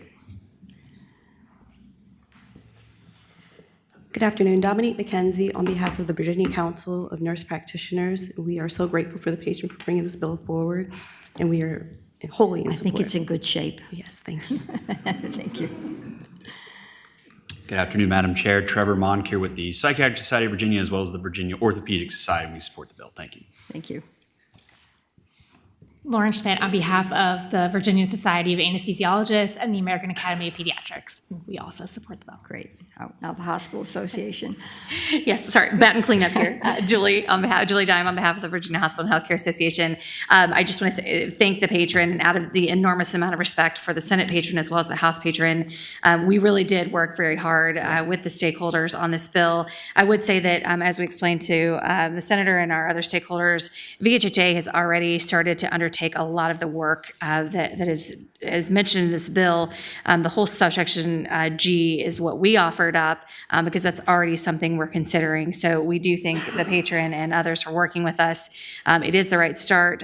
Just as a reminder, no healthcare provider should ever be hurt in their line of business and in their work. It is against the law, and just a quick reminder on that. So we certainly hope everyone does support this, but again, holding folks accountable for their bad behavior is also part of this, and I think we'll get to that at a later time. There is some value in having some uniform data from our hospitals across the system. So thank you, Julie, for working so diligently on this, because I know the hospitals are always very cautious about having a new mandate, reporting mandate. I understand that, but this bill really is a good bill. Okay, colleagues, the substitutes before us. So did I ask if anybody opposed this? Okay, it's a good bill. Go ahead. I move that we recommend report of the sum. Second. Okay, great. Okay, will the clerk please call the roll? Senator Favola? Aye. Senator Sutherland? Yes. Senator Bagby? Aye by proxy. Senator Aird? Aye. Senator Durant? Yes, by proxy. Ayes 5, no 0. Thank you. Madam Chair, I hate to report that we're coming to the end of the year docket. Senate Bill There's one more, right? 1383, Isn't this the saving last the one? best for last. 1383. This felt like the air docket. That I hope that you will get before you. Okay, all right. There's a substitute. Move the substitutes. I have to wait for my colleague to come back here. Did we lose our? Okay, I move, and by proxy, Senator Bagby seconds. So I move that we adopt the substitute of All Senate right. Bill 383. Thank you so All those in much. favor signify by saying aye. Aye. Say aye. Aye. Okay, now we've got Senate Bill 383 in front of me. All right, thank you so much. 1383. 1383. Madam Chair, this bill is designed to provide additional tools to our commissioner to ensure the safety and well-being of our loved ones who are living in long-term care settings and nursing homes. Madam Chair, from 2018 to 2024, there have been complaints concerning nursing homes that have increased by 59%, and this demonstrates the growing concerns for the quality of care within these homes. Additionally, the severity of these complaints have increased, specifically those that involve immediate jeopardy to residents. In 2024 alone, the Virginia Department of Health received 939 nursing home complaints, and over half of Virginia's nursing homes are either rated 1 or 2 stars on the CMS's 5-star scale. And unfortunately, Virginia right now ranks 30th in the nation with an average of 2.7 stars. Madam Chair, currently, the Virginia Department of Health depends on the Centers of Medicare and Medicaid Services to enforce these rules and regulations, as well as punishments for providers that do not comply with them. But they do not have the authority to impose intermediate penalties or sanctions on their own, particularly for those lower levels. So the few tools they do currently have are either really extreme actions of shutting a facility down, stopping admissions, or exceptionally cumbersome where the commissioner can petition the courts for an injunction or penalty. And so, Madam Chair, ultimately what we're hoping to do with this substitute is lay out a series of parameters in which we would empower the commissioner to address some of those more intricate sanctions that are commonly referred to at levels 1 or 2 when necessary. Monetary penalties up to $500 per day in this version per violation, capped at $10,000. For the particular incident, and any amount paid by the facilities for those to go towards the fund for the Nursing Scholarship and Loan Repayment Program. With this bill, further, Madam Chair, VDH has the opportunity to impose immediate sanctions as mentioned previously, and so these sanctions allow us to maintain responsibility for the care of some of our most vulnerable. I know there's a lot of information here. I'm happy to answer any questions that you have. Madam Chair.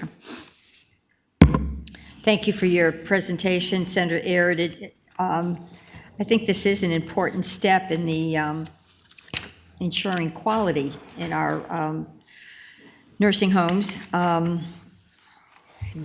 having a level 1 or level 2 kind of penalty, if you will, I think is a gap.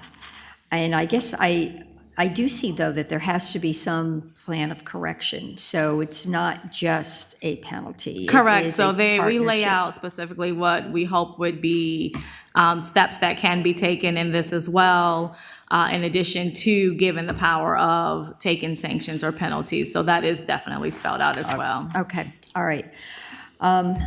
Those in favor of this bill, please come forward.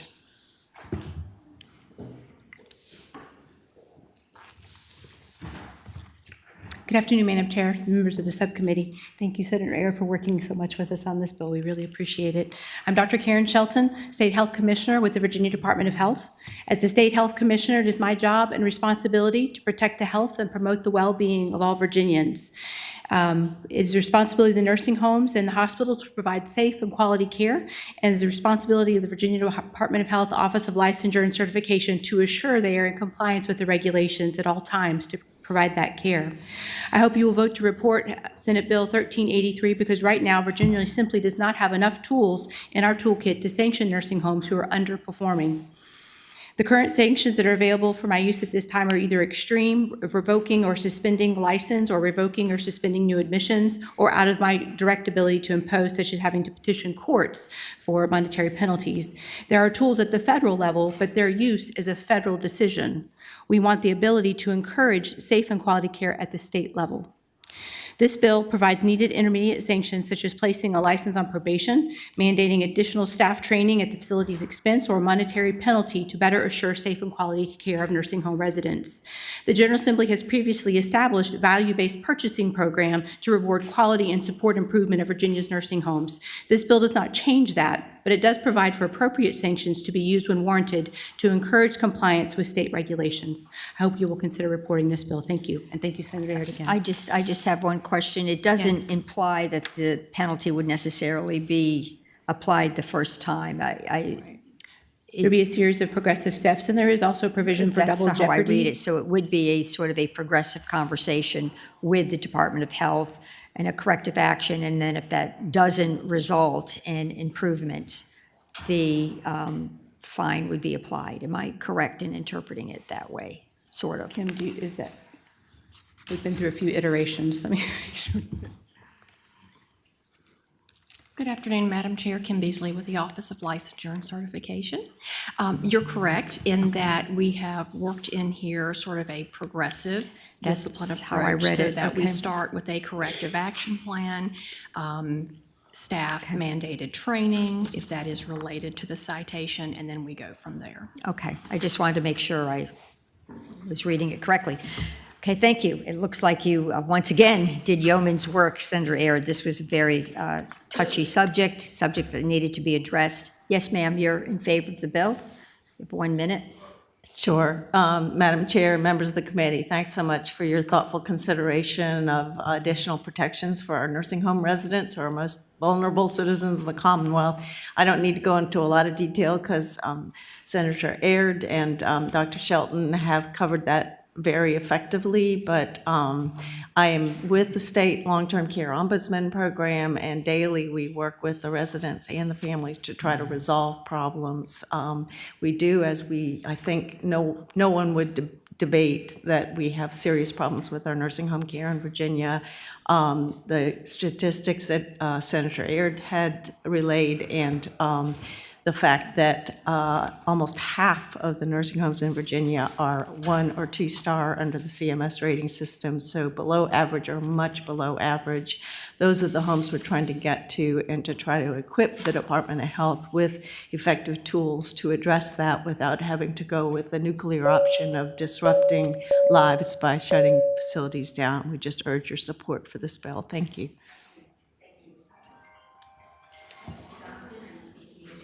Thank you. I'm speaking in a middle ground you usually don't call for.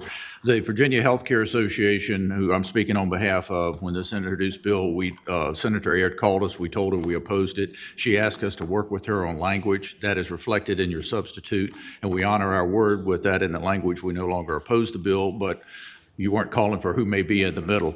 I would just point out a couple of things, and Senator Aird has had phone calls with us and the department. I was very glad on Saturday night when she called me to say the department found the language that's before you acceptable.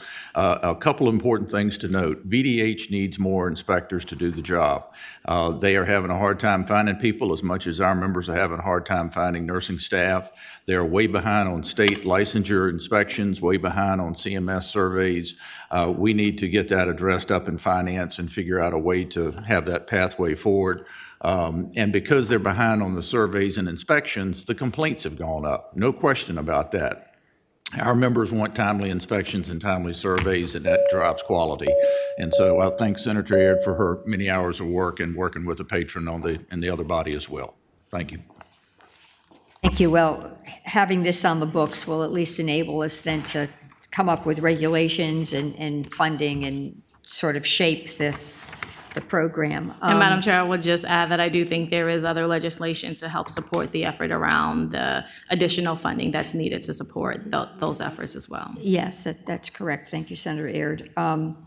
Says the State Board of Health may begin promulgating regulations on July 1, 2025. So it may take a while, and that the provisions of the first enactment clause will become effective July 1, 2026. So there is. And I'd like to explain that. I want to make it very clear that it's my understanding that it will take at least 2 years for the regulations to be promulgated. And so we're hoping that with the additional language there, it's very clear that we don't want that process delayed. We want them to be able to move forward with the promulgations of regulations, and we spell out that date specifically so there is no confusion. No, I think that's right. And the regulatory process does bring stakeholders to the table, even more stakeholders than you had the pleasure of working with. Anybody in opposition? Okay, hearing none. The bill is before us in the nature of a substitute. Move to recommend report. Okay, and I will second that. And will the clerk call the roll, please? Senator Favola? Aye. Senator Sutherland? Yes. Senator Bagby? Aye by proxy. Senator Aird? Aye. Senator Durant? I'm not going to vote on that one. You're going to abstain. Have more conversation. Okay. 4 ayes, 0 noes, 1 abstention. I thank the committee. Madam Chair, before Senator we Suterline. leave the air docket, I wanted to ask Senator Aird so that she'd accept this as a friendly amendment. To which? Back on Senate Bill 1379, that includes our wonderful research facilities.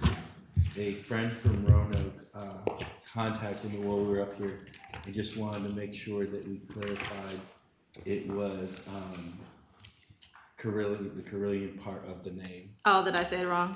No, you said it, I'm sure you said it fine, but it might not be incorporated in the bill that way. So if we could just get a technical amendment on that. I guess would that be line? Is that 33? Yeah, I just want to make sure you were good with that. Oh, certainly, I want to make sure, Madam Chair, I'm sorry, certainly I want to make sure we get the name right. So I don't know procedurally how to bring the bill back to make that friendly amendment, or I can do it in full. Okay, I'll make sure to make that correction in full. All right, thank you. All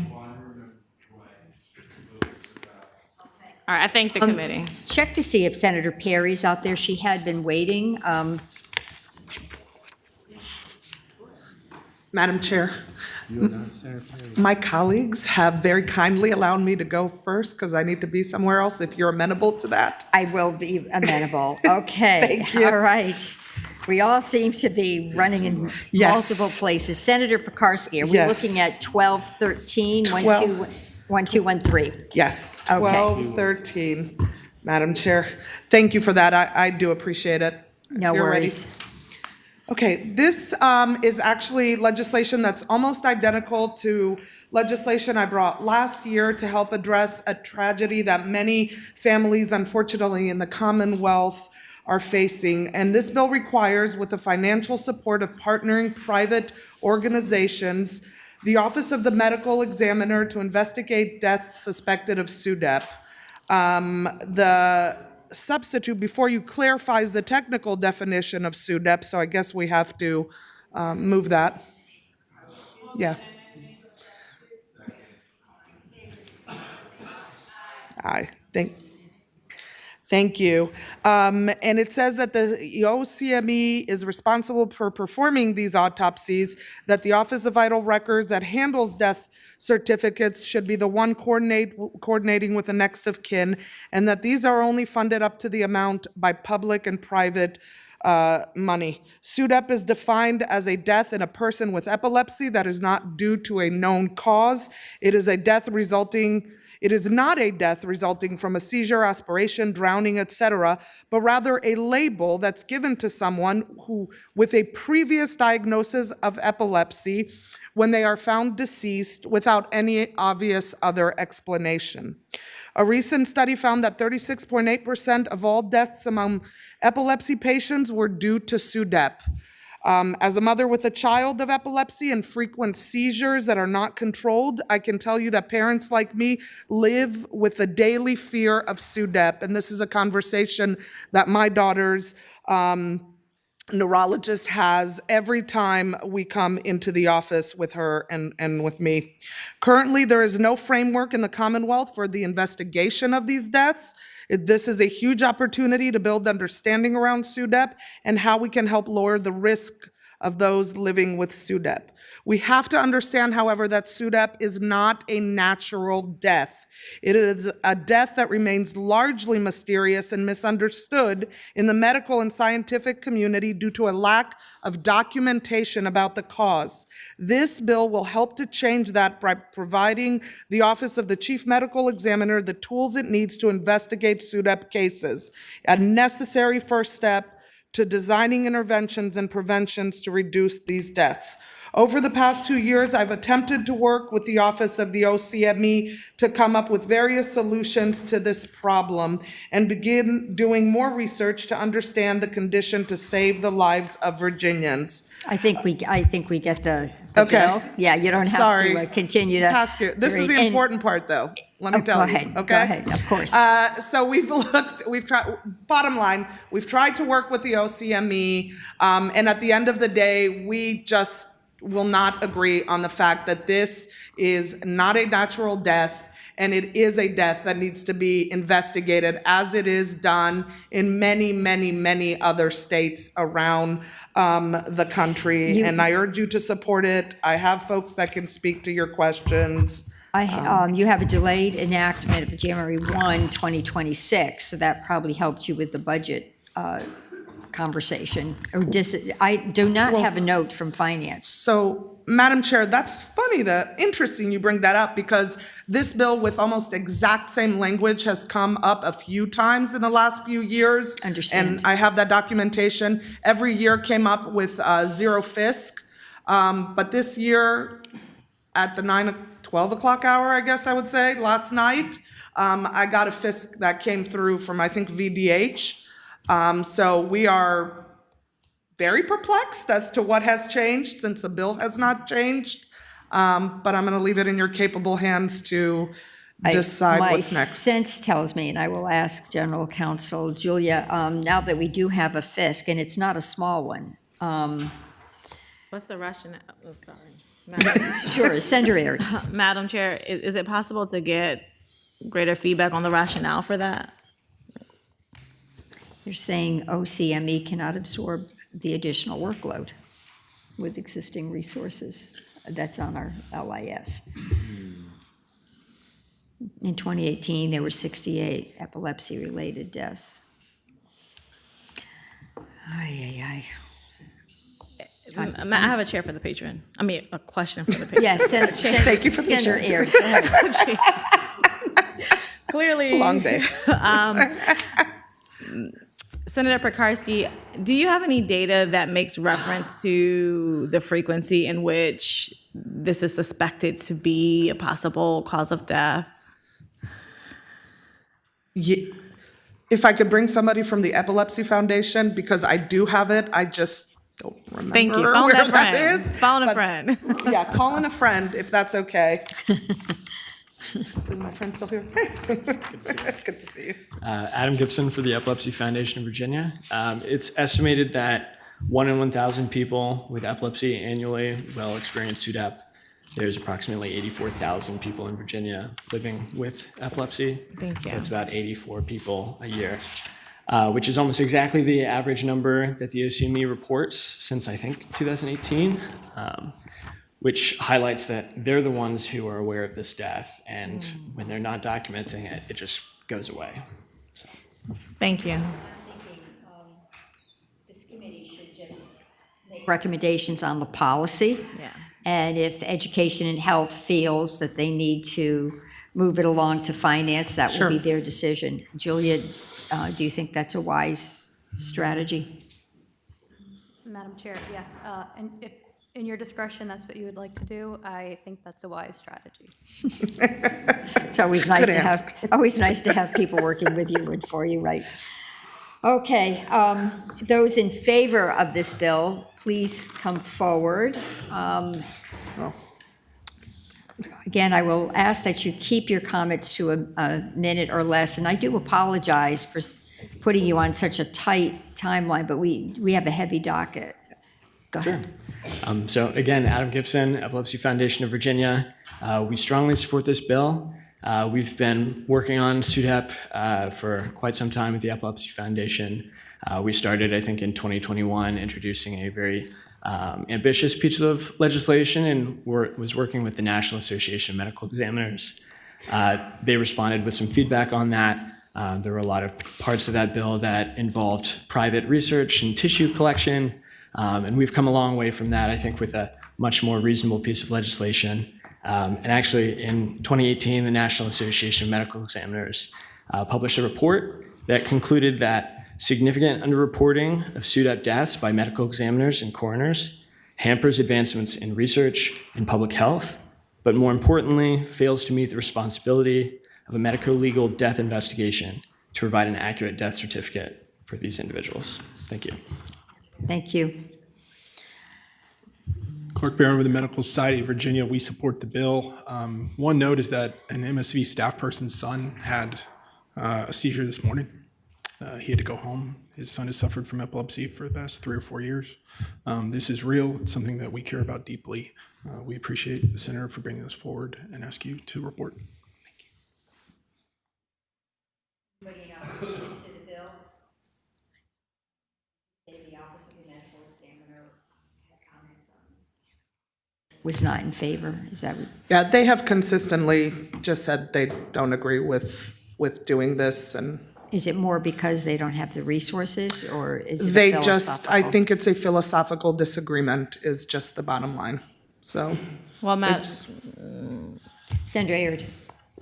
Madam Chair, if I might, I would just say I'd like to thank the patron for bringing the bill forward and continuing to impress upon us how critical of an issue this is. I think by even being able to cite the 84 individuals shows us that there is a real concern for this challenge, for this issue, for the way people are dying. And I think that we need to do more. We're obligated to do more. And so to the chair's point earlier, at this stage, I think the underlying policy to me is one that we should move forward, and we can deal with the costs, or they can deal with the costs upstairs when they get it if they require it. And so, Madam Chair, if now is the appropriate time, I would move that we report this legislation to the full committee. Okay. Thank you. I will second that. Real quick, can I ask it? Yes, of course. Senator Suderline.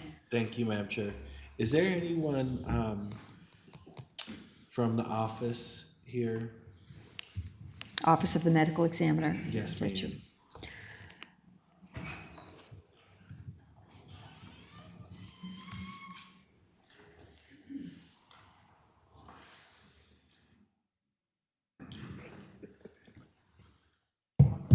Hello, my name is Bill Gormley. I am the Chief Medical Examiner. Our major objections to this is it extends our jurisdiction into the realm of natural deaths. SUDEP is a natural death. There is no underlying, no known underlying thing that is traumatic that would make it a one of the accident, suicide, or homicide things that we're obligated to look at. In general, natural deaths are the autopsy on a natural death is the decision of a family or the decedent if they have a will, or the family. It's not required for most natural deaths unless they're under state supervision. So this being a natural death, this would extend our jurisdiction into those natural deaths. This particular language would also require a full autopsy, which would require specialty consultation in neuropathology as well as cardiac pathology. Those would be additional expenses to do the autopsy. The reason for the difference in FIS is the requirement that we do an autopsy on all these cases. The real concern about extending these autopsy to collect information that can be used for medical research is that extending the jurisdiction of the medical examiner to do these kind of autopsies, there's many other diseases that cause death that are under research that autopsy data would be very useful for as well. And it includes cancer, children, adults, heart disease, lung disease, kidney disease, liver disease. So there are all those other many natural diseases leading to death that if we I understand the need for this for people with epilepsy. There's need for this kind of information for people with all kinds of natural disease, and we're not the research agency to do that kind of work. So that and passing this bill would open the door to going into those things. Those are our major objections in the philosophical disagreement. Thank you. Senator Pekarsky, did you have a concluding remark? Yeah, just concluding remarks. I will say we're assuming it's natural because now we are starting to finally look into this across the country. It's natural because we don't know we just don't have a better thing to say about it, right? It's an assumption still at this point. There was a time where SIDS was considered natural death as well, until we started actually setting these things up and investigating it. We did it for SIDS. We have to do it for this. This is not like cancer. This is not like heart disease. This is very different. This is a healthy individual who one day doesn't wake up. Right. No, I understand. Okay.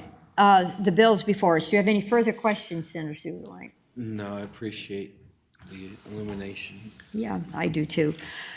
Okay, will the clerk please call the roll? Senator Favola? Aye. Senator Suderline? Abstain. Senator Bagby? He's an aye. Senator Aird? Aye. Senator Durant? Abstain by proxy. 3 ayes, 0 noes, 2 abstentions. Okay, we will recommend passage to the Education and Health Committee and see what happens. Thank you, Madam Chair. Okay, who is next? Senator Carol Foy? Yes, Madam Chairwoman, mine is pretty easy. I have Senate Bill 1457. Housekeeping, I'm just going to roll mine into Senator Angela Williams Graves. Second, all those in favor signify by saying aye. So Senate Bill, tell me again, your Senate Bill 1457 Yes. is going to be incorporated into Senate Bill 1393. 1193? 1393. 1393, okay. All right. And you're both going to be chief co-patrons? That is Okay, correct. please note that. All right, so now we're on Senate Bill 1393. Okay, thank you, Madam Chair and members of the subcommittee.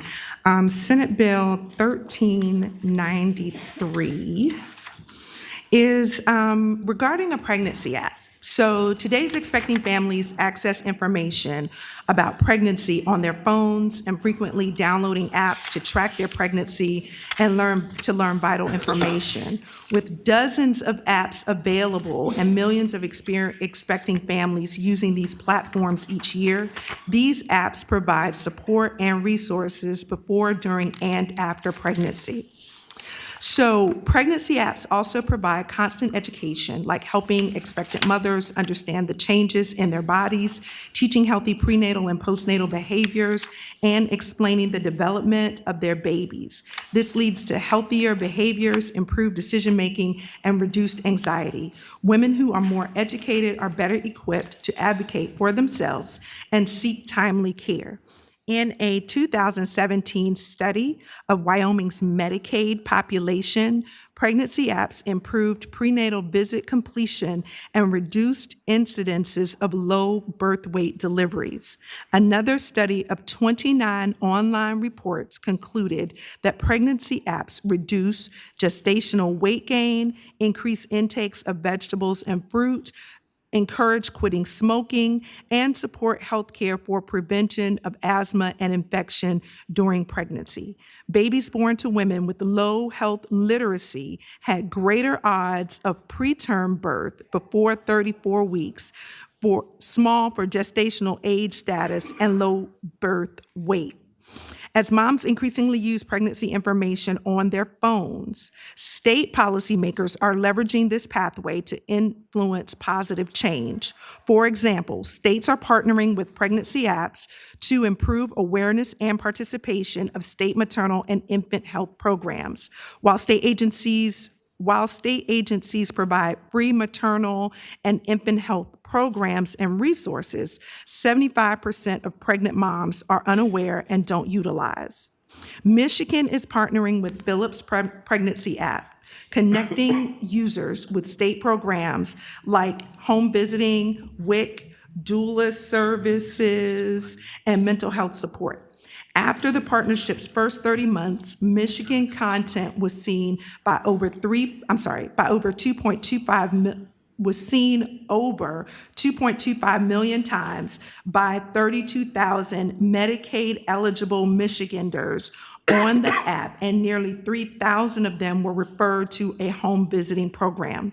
A survey taken after 12 months found that 80% of users became more aware of Michigan resources through the app, and 50% used a resource after learning about the app. So what am I asking for? I think I know. I think you made your point.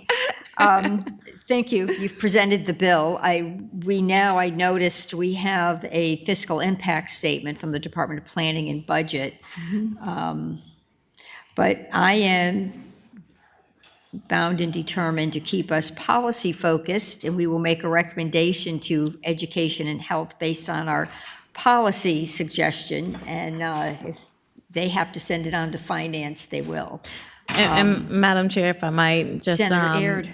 comments regarding the bill. You know, we were just hearing a bill earlier about navigators and the possibility of having them provide additional information about maternal resources and options that they have if they are experiencing birthing during and after. And I can't help but to think about this app and the ways that they can complement each other perhaps, or somehow ensure that the information that you have just so thoroughly explained, ensure that that information is present. So I think this is a very good bill, and I'm glad that we will be able to have both of those conversations moving forward. I am going to ask a representative from DMAS to come forward. I noticed in your bill that you have 180 days. At the very end, you're saying the Department of Health shall issue a request for a proposal.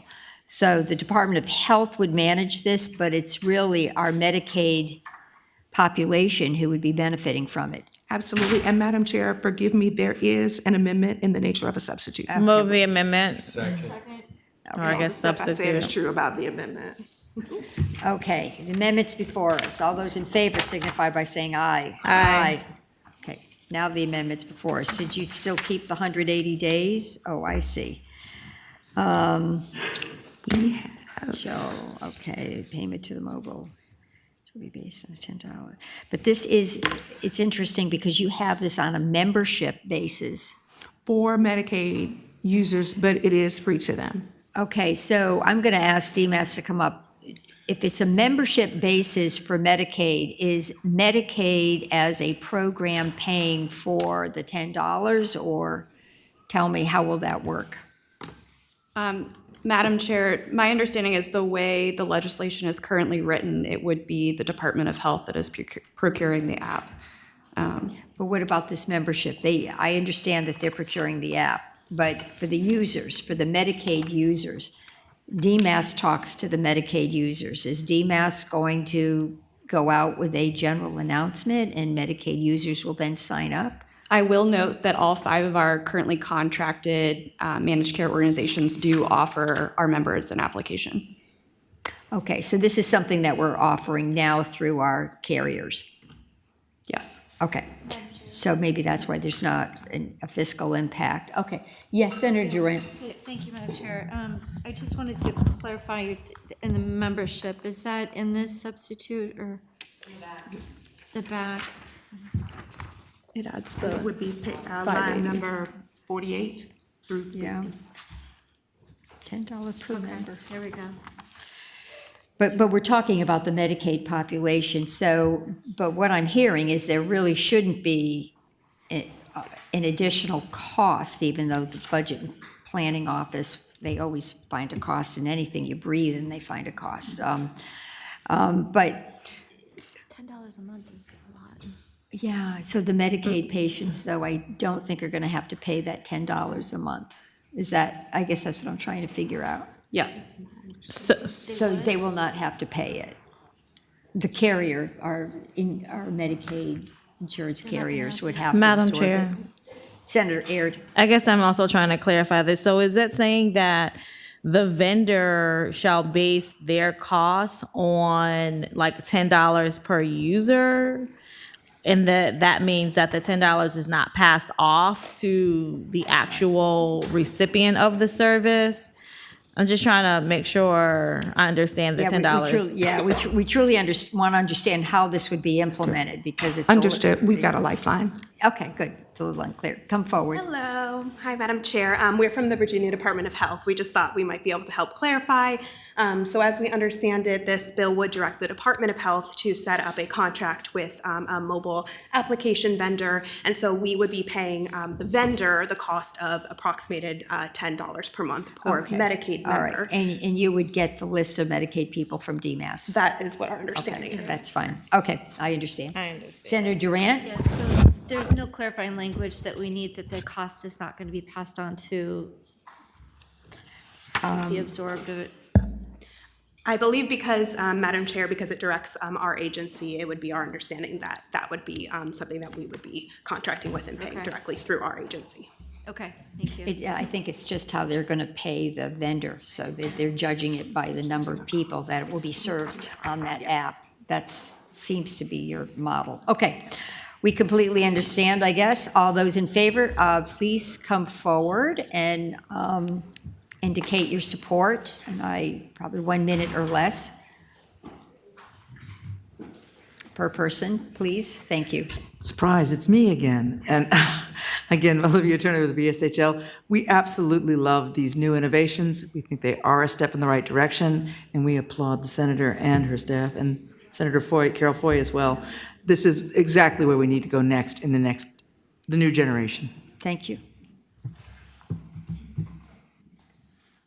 Madam Chair and members of the subcommittee, my name is Evan Hoffman. I lead state government affairs for Philips, healthcare technology company that oversees Pregnancy Plus, one of the many apps on the market.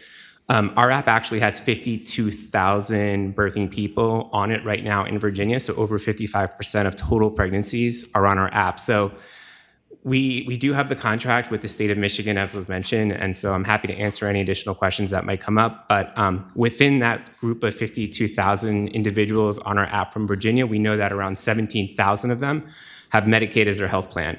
And so with that scale and that reach, we have a great opportunity, if we were awarded this RFP, to promote awareness of all the different programs in the communities here in the Commonwealth and in Virginia to that population to make a difference. I do have a question for him. Thank you, Madam Chair. So you said 52,000 Virginians are currently on the app, and for those Virginians, are they paying an out-of-pocket $10? No, our app is completely free to everybody. And to further clarify, do you have existing Medicaid recipients on the app, or are you saying you're just aware that their provider is also Medicaid and they're on the app? Yes, so when someone downloads our app, we ask a couple onboarding questions, including where they live and what is their health insurance. So from that data, we know that around 17,000 of our Virginians on our app have Medicaid as their health plan. And so ultimately, to go back to the goal of the legislation, this is to expand that use to all Medicaid recipients? Well, it's correct. So the way we understand the legislation, whoever wins the RFP, they would be customizing their app for their Medicaid population on the app as a way to promote awareness of all the great programs that exist in Virginia.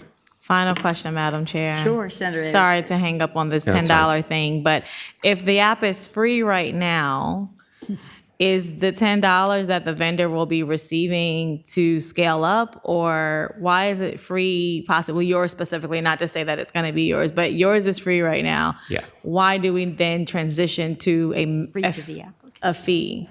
Correct. So the fee is based on the model that was implemented in Michigan.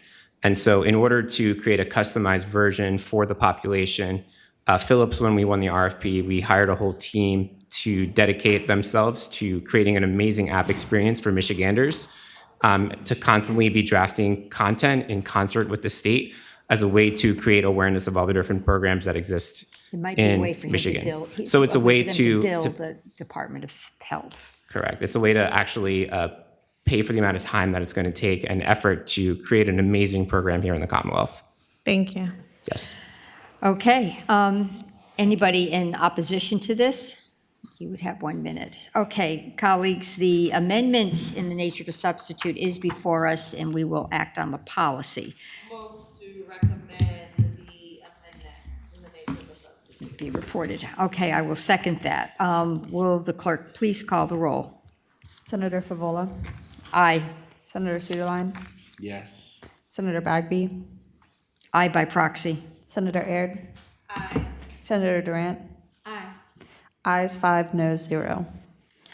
Okay, thank you, Thank colleagues. you. Madam We Chair, will- quick question on this. It's going to full education and health, and we will make a recommendation, then it'll be up to that parent committee to act. So another question, just for to track this.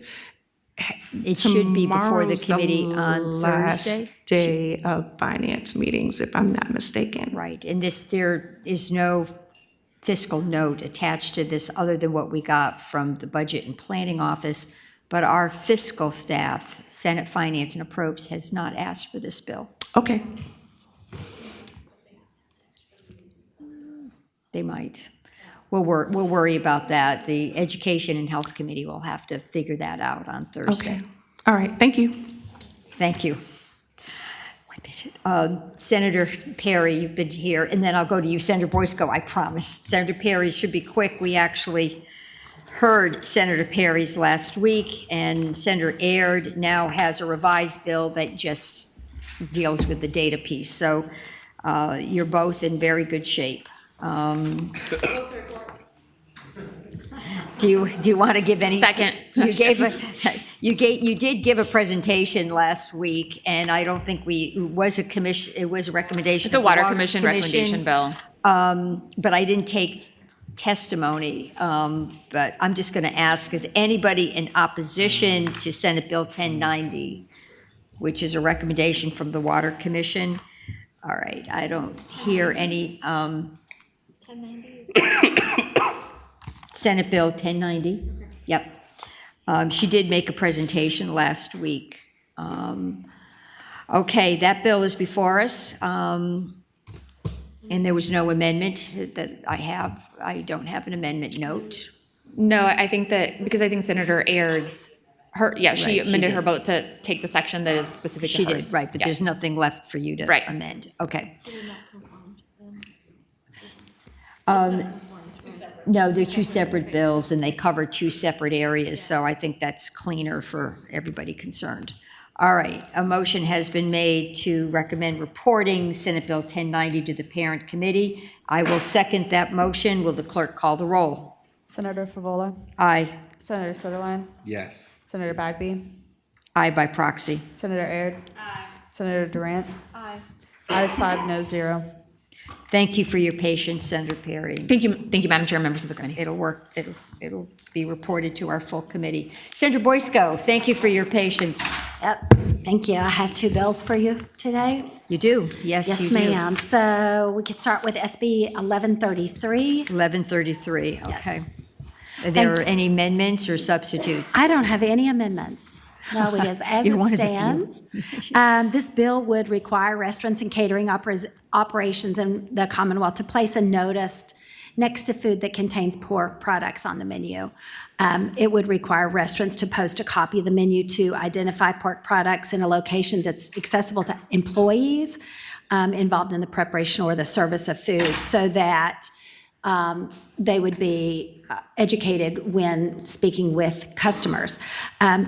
This is, it's a religious issue for our Muslim and Jewish community and some Christians, but also there are vegetarians and there are people who have allergies to pork, actually. And this is coming to me as a request from the town of Herndon. And I actually have two witnesses here who are ready to read a statement from our mayor and our town council member. Thank you, Senator Boysko. I'm going to ask my colleagues if they have any questions. Senator Durant. Yeah. Just coming from the lens of I'm a mother that's got a daughter with very severe food allergies, and so she's now 26, and we navigated this world before we had some more robust and language that really disclosed all of the allergens. So, I know this is coming from a different purpose, which is a religious, but do we have, if there are some allergies, is that already required to disclose this? Is it something that's, I guess I'm curious to see if it's difficult for people to discern those ingredients, considering that these food allergies are so prevalent, mainly more with shellfish and dairy, et cetera. But I'm just trying to figure out where we're coming from in this specific ingredient. I mean, Madam Chair and Yes. Senator Durant, I appreciate that. I also have a number of very serious allergies and have had some challenges just being able to eat when you go out to a restaurant. There is not currently, that I'm aware of, any sort of labeling requirement to tell people about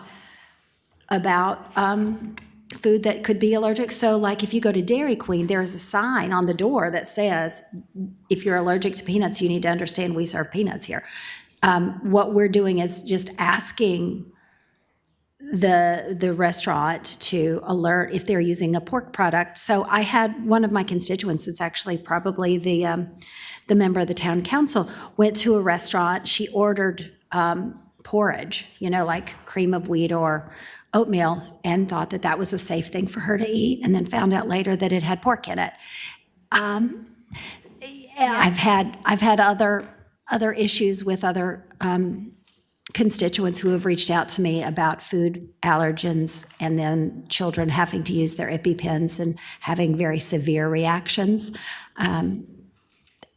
And so just asking for a label, like if you go to some of the bigger chain restaurants, they have a QR code that you can just look, or they have a posted thing saying, pork products might be in your meal, you should ask, right? Like, I don't think this needs to be burdensome or difficult.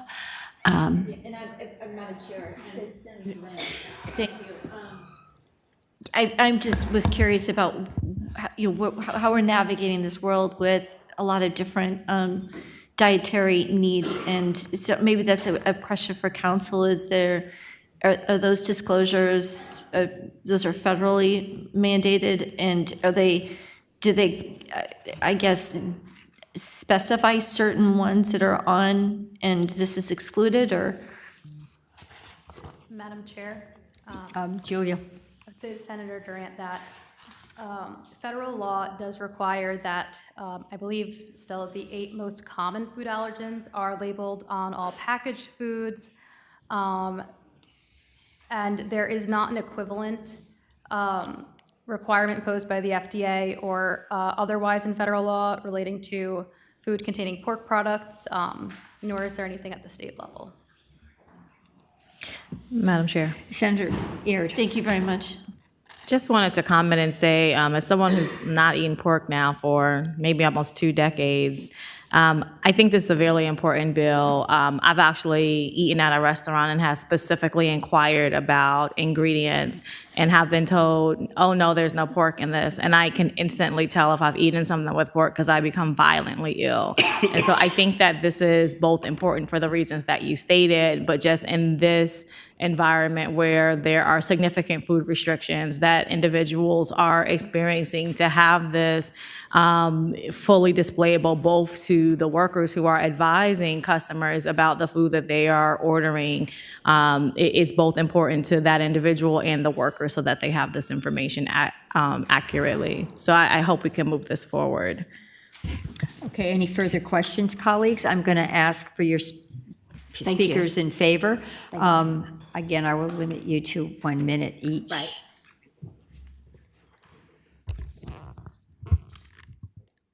Madam Chair, this is the statement of Kevin LeBlanc Jr., who's the mayor of Herndon, who states, as of 2017, there were approximately 3.45 million Muslims in the U.S., accounting for 1.1% of the total population.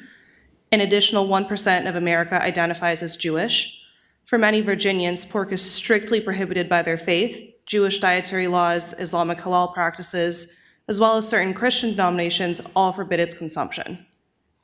Labeling ensures that these citizens can dine with confidence and respect for their religious values. Additionally, an increasing number of Virginians choose vegetarian, vegan, or flexitarian lifestyles. Studies show that 6% of U.S. adults identify as vegetarian.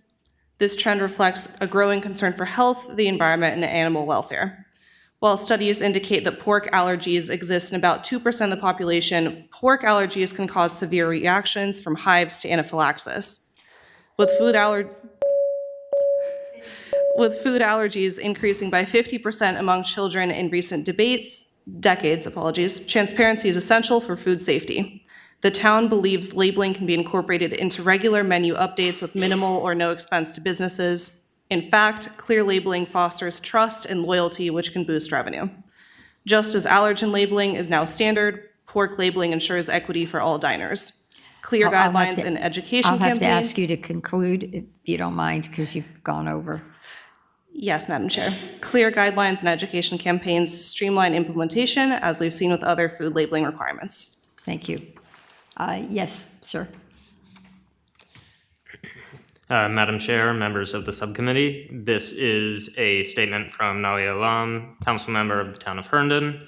As a Muslim American and someone who cannot eat pork, this legislation is personal to me and the community I represent. It is about respect and the ability to live by our values. Virginia is home to a vibrant Muslim population with about 200,000 Muslims in our state and millions across the United States. Additionally, Jewish communities and many plant-based eaters avoid pork for religious, ethical, or health reasons. In Northern Virginia, a hub of diversity and economic activity, labeling pork products is not just respectful, it's necessary. Businesses here benefit from a global workforce, international visitors, and local residents who value inclusivity. I will ask you to Yes. conclude. You can submit your statement. Yes. It's a written statement. This is about more than food. It is about dignity and ensuring everyone can make informed choices. I urge you to pass this measure for the benefit of all Virginians. Thank you. Thank you. Did you work with the Department of Health? Are they aware of this bill? Do they have a position?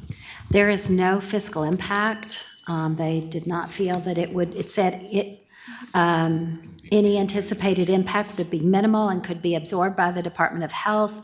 The provision of the legislation wouldn't have a fiscal impact on the Department of Health. Any increase in workload during restaurant inspection is anticipated to be minimal and can be handled within our existing resources. That's what I have as well. Is anybody in opposition to this legislation? If so, please keep your remarks to 1 minute per person.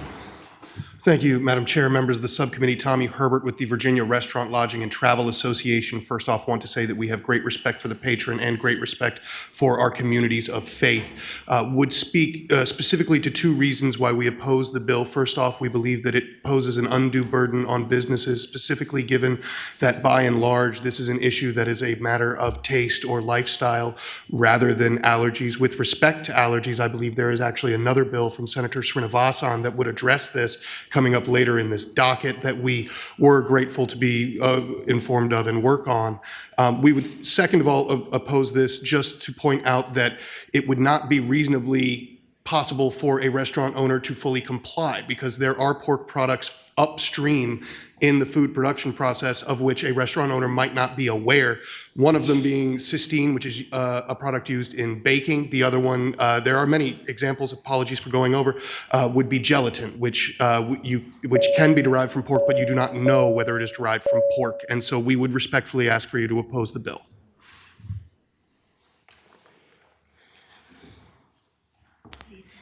Madam Chair, go ahead. Just to close up, I think that having just a clear, notice that there could be pork products in your food, right? That seems to be a reasonable thing to be able to identify. I'm going to ask if I have, sure, I was just going to ask if we should go ahead and put like knowingly or something in there so the. I don't know what the existing requirement is, but I feel like I see more times than not on menus anyway, an asterisk or italics that is designating an indication of certain food sensitivities on most menus. I feel like this is simply asking for that to be properly displayed. It's not increasing the work that these restaurants are already doing. And I just can't emphasize enough, it's not really even just for the individual making the order, but oftentimes when you are prepared to talk to a server or someone, that is taking your order, you ask them about the products that you are ordering. And I think that this is to empower and equip them to provide adequate information. And so I just feel like this is an additional step into work that's already underway with menus and certain types of items that may be food sensitivity. It's not unlike peanuts or eggs or poultry maybe. I think it's just adding pork to that category. And it can be, in your opinion, it can easily be identified. Correct. So, Madam Chair, I have a motion to move the bill forward. Senator Durant. Is the motion before us? No, there's no motion on the bill. Yeah, it wasn't seconded yet, so Okay. go ahead, Senator Madam Chair, Durant. would it be possible to ask the witness from the Restaurant Association a question? I'm mulling over in my mind how the compliance, if this were to, but this would be signed into a law, that the position that the restaurant industry that you represent would have, I guess, how they would have to, I guess, conform to it if they don't have knowledge of the, as you called it, upstream. There's other products, and I remember going through this when my daughter's now 26. We had to kind of learn eggs can go by albumin. There's other, names for it. She since outgrew that one, but there were other. There's a whole list of words that I never knew until we had these allergies before us that you've got to educate yourself with. And you said there's other products that can have derivatives of pork that. So I guess I'm wondering if this were the case, would the restaurants be faced with this situation? It was like, we can't answer that question. It's possible. Is that cover the knowingly? I mean, how's this going to work? Do you understand the question? Madam Chair, I believe I do, and I think that forms, frankly, the basis of our opposition, is that we have no opposition to being transparent with people about what's in their food. We are absolutely on the same side about that. It is not having a reasonable ability to know that you are in compliance when there are products that come ready-made to restaurants that include certainly an ingredients list, but perhaps contain complex ingredients themselves from further upstream in the process. And that is why we would respectfully ask for you to oppose, just because it would be a tremendous amount of work to sort of track all the way back, say, to the farm where these products are coming from. And it would, I think it would just be very, very difficult for someone to be certain that they are in compliance. Well, I think you do have time to work on this. I mean, I don't know if you can add something like knowingly or willingly or something, but think about some qualifying language if you feel it's appropriate, because this is going to move, I think, I get a sense is that we're going to support this and move it on to education and health. So you'll have yet another opportunity. But there is interest in the intent of the bill.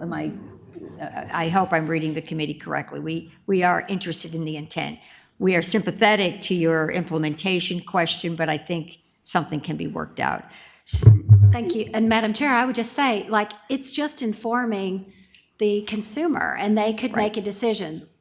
And right, he's saying that they have no way of knowing what's up front. So I don't know if you can add some qualifying language that might make it more palatable to them. I will take a motion at this time. And I'll second that. And I expect you'll work with him. Okay. Motion is. Madam Chair, speaking briefly to the motion. Of course. Senator Suderline. Thank you, Madam Chair. So since 2006, Virginia has had a law and kosher statute. I think we had a kosher statute earlier than that. Yep. I think it was now Mayor Alexander, then Delegate, and future Attorney General, then Senator Cuccinelli, who worked on all this to make it clear so that consumers, that this was important to, that had a process by which they could have confidence in what they were buying. I think that's a much better way than going this process in which if the restaurant fails to make this statement, they're then penalized. And I think that part of the discussion why there's no cost to the state government is because this cost will be completely bared by the restaurants. So that's why I won't be supporting the bill. Thanks. Well, thank you for your statement. There are some options, and she may even be able to do maybe a delayed enactment briefly, but there are options. We like the intent of your bill. Thank you, Madam So, motion is before us to pass the bill as it is. The Patriot has agreed to have more conversations with the restaurant industry. Will the clerk please call the roll? Senator Favola? Aye. Senator Suderline? No. Senator Bagby? Aye by proxy. Senator Aird? Aye. Senator Durant? I am nay, but I would like to see if we can't move something before committee, so thank you. Thank you. Ayes 3, noes 2. Okay. Senator Boysko, you have one more? Is I that do. It's a very simple, Yes, just a it is. technical bill. This should be very easy. It's SB 1237. Yep. It clarifies the provider appeal process for the Department of Medical Assistance Services, DMAS. It doesn't change the appeal process, but it just clarifies it in the code. I do have representatives from DMAS here who can talk to you. The main clarification is If around they the agree appeals. with this, I'm really quite fine, actually. You are, okay. Do you have any opposition, DMAS? Okay, and I'm sure the providers are happy. I will entertain a motion to, okay, and I will second that. Motion is before us to report Senate Bill 1237. It's codifying the fact that providers enrolled with the department have a right to appeal. They're putting it in statute. It's really quite, and DMAS is in favor. Will the clerk please call the roll? Senator Favola, Aye. Senator Sutherland, Yes. Senator Bagby, Aye by proxy. Senator Aird, Senator Durant. Yes. Ayes 5, no 0. Thank you, Madam Chair and Very committee. good. Thank you. Okay, Senator Srinivasan. Thank you, Madam Chair. I have three bills. I have 1390, postpartum depression, 1350, food allergy, and 1484, licensure fee. Yes, they're all over my docket. They're scattered throughout. Yes. Please go ahead. Would you mind starting with 1350? Is that, or did you want to start with another one? Oh, yeah, I can start with anything. You have 1350? I have 1350. Okay. That's the first one that comes up on my Perfect. page. Okay. Thank you, Madam Chair. Okay, This thank is you. the food allergy awareness notice requirement. Thank you, Madam Chair and members of the committee. DLS has an amendment to strike the civil penalty to align the bill with the current VDH enforcement practices. Okay. Second. Oh, thank you. All those in favor signify by saying aye. Aye. Okay, the amendments are before us, so we have an amended bill. Thank you, Madam Chair. Go ahead. SB 1350 seeks to improve food allergy awareness and safety practices across our Commonwealth. This bill was introduced in response to a personal experience shared by a constituent, a parent of two children with severe allergies. Their first-hand account of the challenges and risks faced by families with food allergies highlighted the need to increase awareness and provide more clear, accessible information to protect vulnerable individuals and improve safety. The bill requires VDH to post a food allergy notice on its website in English and 6 most spoken languages that outlines procedures for restaurant staff to follow if a customer reports a food allergy, how to prevent cross-contact, and actions to take if an allergic reaction occurs, including when to call emergency services. Restaurants would be required to post this notice in employee accessible areas in languages spoken by staff. Additionally, restaurants must include a food allergy notification on menus, along with the method for consumers to indicate any allergies.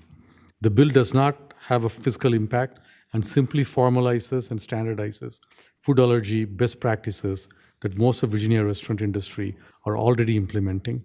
By ensuring that restaurant staff are properly trained to prevent and address food allergies, and that customers can clearly communicate their allergies, we can reduce the risk of allergic reactions across the Commonwealth. This proactive approach will help protect the health and safety of our residents, particularly children, and contribute to a safer dining experience for all. My constituent Grace could not be here today, but she's shared that it's extremely important not only to her family, but the entire food allergy community in Virginia. Thank you.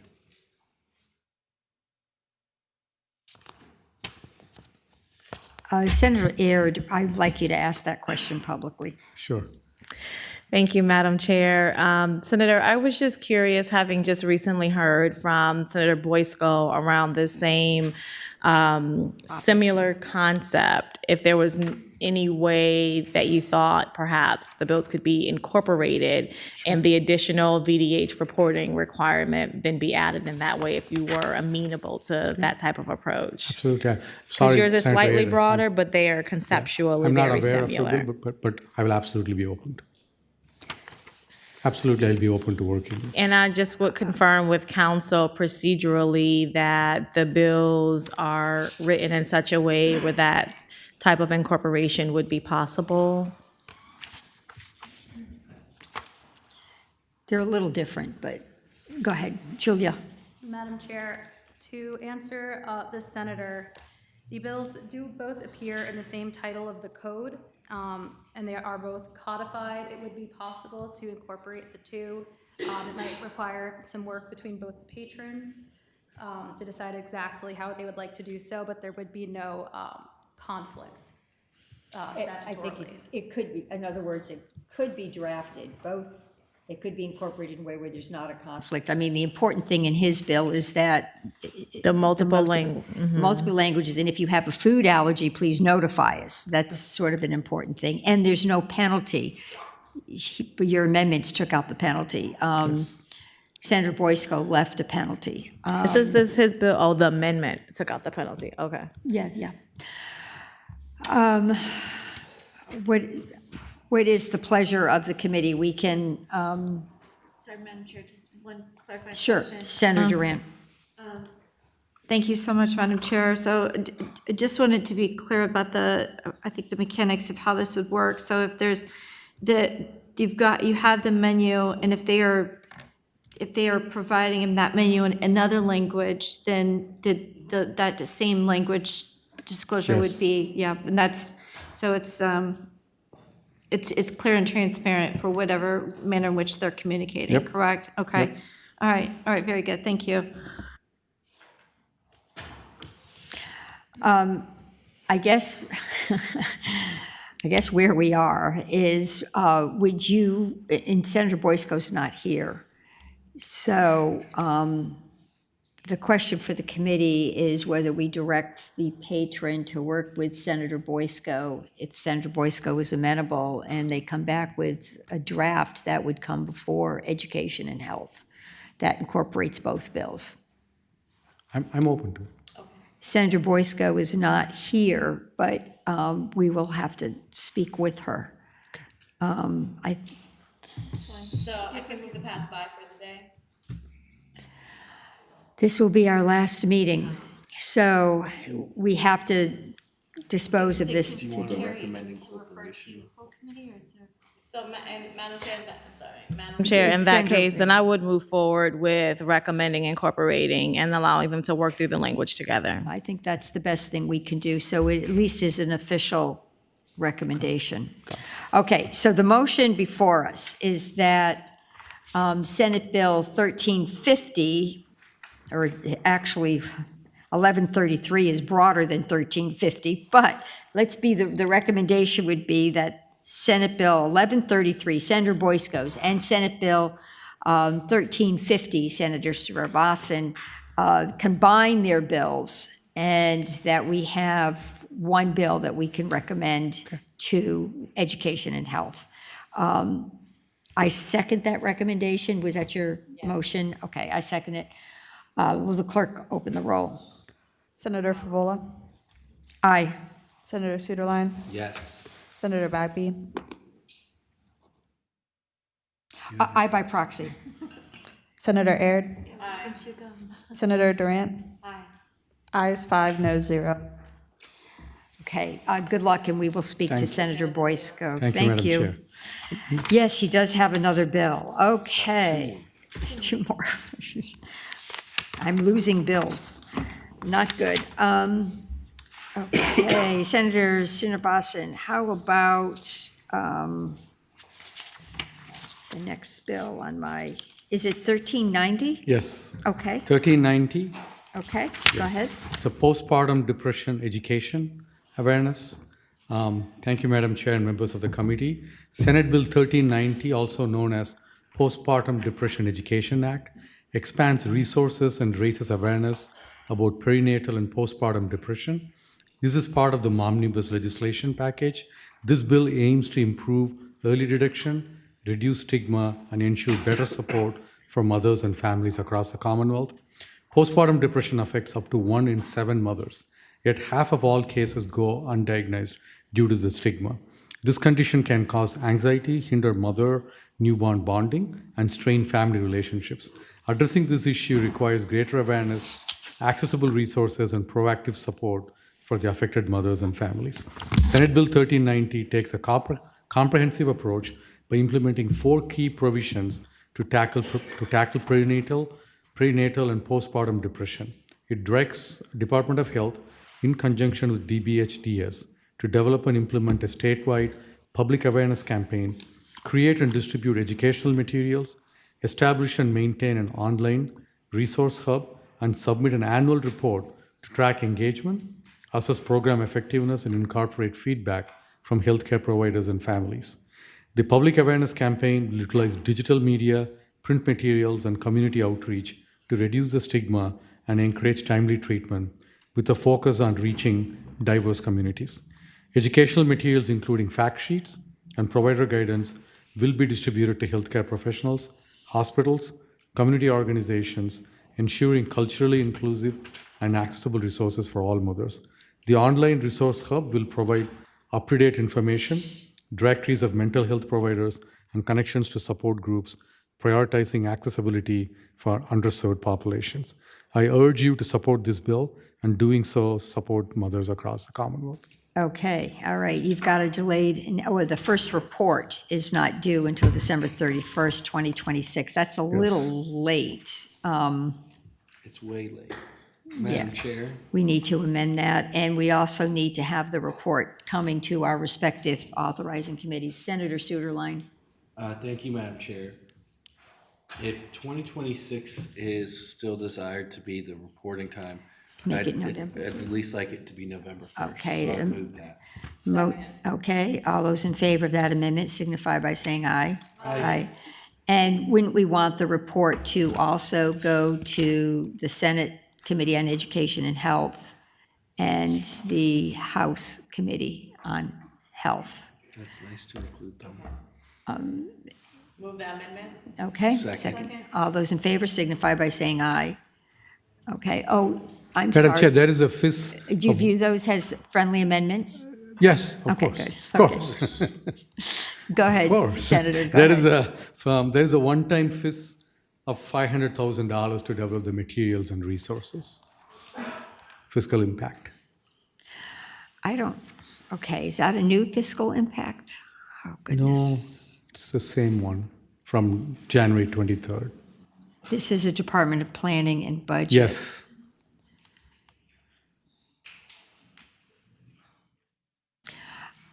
Our committee's making recommendations based on policy.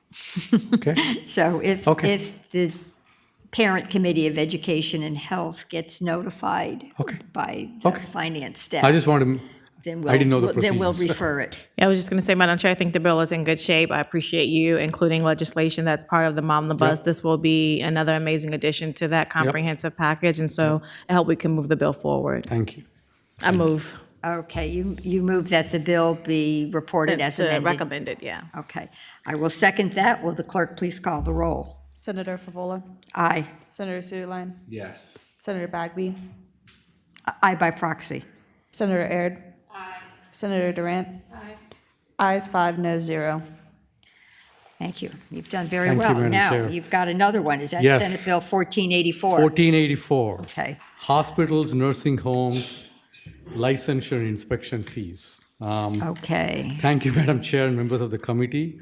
DLS has prepared amendments to make few technical changes and adds language. Second. Thank you. All right. All those in favor signify by saying aye. Aye. Okay, the amendment's before us. And this adds language, Madam Chair, that ensures that licensing fees are balanced, covering inspection expenses without being excessive. So today, Senate Bill 1484 seeks to address licensure fees for nursing home by giving the Board of Health the authority to establish a fee schedule for nursing homes via the regulatory process, such that the fees are able to support the cost of the Office of Licensure and Certification, Nursing Home Licensure and Inspection Program. Madam Chair, the current schedule, last amended in 1979, 1979, sets the fee at $1.50 per bed and is capped at $500. As a result, the licensing and inspection program is not fully funded, leading to a backlog of nursing home inspections. Licensure fee revenue in 2024 was only $54,879, far less than the approximately expected $1 million needed to fund the 7 currently vacant and unfunded medical facility inspector positions to properly staff the Office of Licensure and Certification.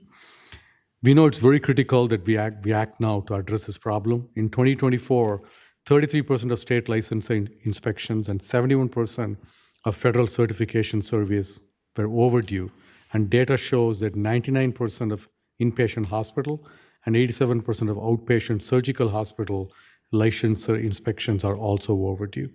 Our Commonwealth ranks last in the nation for timely recertification.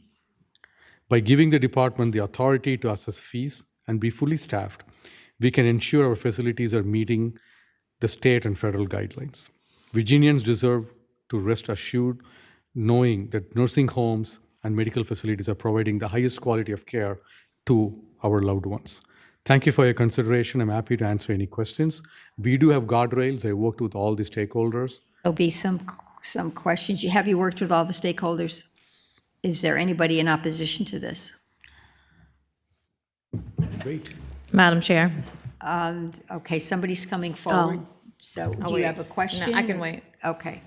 Madam Chairman, Scott Johnson for the Virginia Healthcare Association. It's not opposition, but a request, and the patron was kind enough to talk with us, but this structure moves the fees from statute to a regulatory process, sets up a new fund. We're not in favor of the vehicle to get there. We are in favor of fees being increased because today VDH has got funding to hire inspectors and they can't fill the slots. They want 7 new slots. And we understand they need that, and we're willing to pay our part, but there's a combination of money that gets there to pay the inspectors, some federal money, some general fund dollars, and some fees. So we don't have a problem with our fees going up. We have suggested to them a tiered approach, suggested that it be in statute, and so when this gets upstairs to finance, we hope finance will be able to work magic around. The governor's also put some money in the budget and a couple of FTEs for an earlier bill you discussed, and with the delayed effective date, they may not need that, so that money could come over and help now. So we're not opposed to this. We want it to work, but we just think there's a better pathway, and again, ask you to send it upstairs. Thank you. Sympathetic to your remarks, actually. Is there anybody else that wants to speak in opposition, or please come forward? You're speaking in favor? Yeah. Please come forward. Yeah. Thank you, Madam Chair, Subcommittee. Thank you, Senator Srinivasan, for sponsoring this bill. As we noted earlier, I'm Dr. Karen Shelton, State Health Commissioner. My job is to protect the health and promote the well-being of all Virginians. Funding for Virginia's hospital and nursing home inspections has been flat for many years. Our fees are in the code since 1979. It's really important that fees are not in the code, that they're into regulations so that they can be respondent to the days of the time. So that is the move here, is to move these into the regulations. We've put in some boundaries to help adjust the fees to make sure that they cover the costs. We are filling our open positions, but we do need more positions for inspectors in order to be able to do adequate and timely inspections. It is up to the nursing homes to provide the quality of care, but it's up to us to make sure and to ensure that they are providing the quality of care so that Virginians' loved ones can ensure that they're being cared for. So this gives us the resources to better assure that safe and quality care in nursing homes and hospitals. Thank you. Thank you, Senator. There are others in support of this. You may make remarks for 1 minute. Madam Chair, members of the committee, Joni Latimer with the State Long-Term Care Ombudsman Program, and we basically align ourselves with Dr. Shelton's remark, very much support the need for this, and thank the Senator for bringing it. Thank you. Thank you. Madam Chair, Jared Calfee, ARP Virginia. Seeing the time of night, I'll just say that we support the bill and appreciate the patrons' work on it and associate our comments with the previous speakers. Thank you. Thank you. Oh, I like the idea. I agree this needs more work. I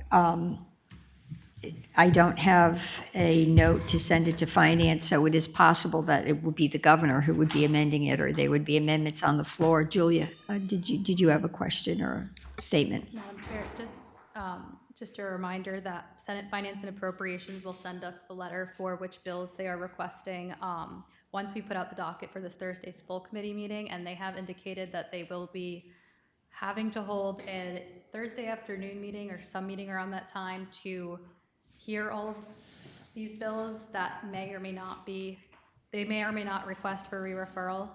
So there will be an opportunity for it to go there. But it'll happen very quickly because we're talking Thursday afternoon in front of finance. So I don't know if Mr. Johnson has any magical wand here that, in fact, I would even flag this for the education and health folks. This really does have to go to finance. I mean, some of the other ones, I wasn't going to flag, but this one. We would not question their judgment. Right after the subcommittees, which bills were recommended reporting, so we can get a head start on this stuff. Okay. Unofficially. Do you have Okay. a motion? Yes, why don't you go ahead and make a motion? Thank you. You do it. Move to report. Move to a second. Okay, motion has been made to report the bill, and there's a second. We've already had the conversation that'll end up in finance. Will the clerk please open the roll? Senator Favola? Aye. Senator Suederline? Yes. Senator Bagby? Aye by proxy. Senator Aird? Aye. Senator Durant? Yes. Ayes 5, no 0. Okay, very good. Okay, Thank you, so Madam Chair. Thank you, Thank you. Senator. Thank you, members. Good work. I think I have one from Senator McPike, and his a representative from Prince William County is here, the lobbyist for Prince William County. And yes, somebody who worked for Senator McPike. Why don't we do Senator McPike's, and then we'll move to bills by our committee members.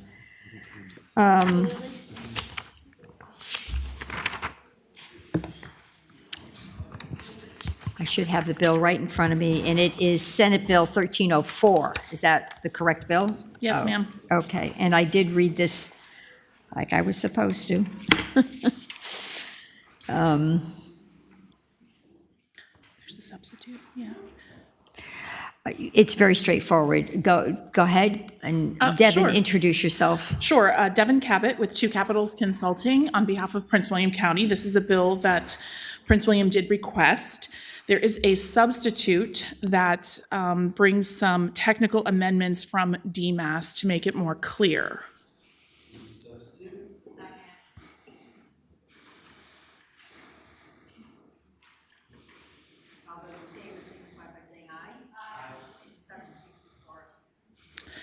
Thank you, Madam Chair. I'll be very brief. There has been a lot of work, time, and resources put towards the creation of a crisis receiving center in Prince William County.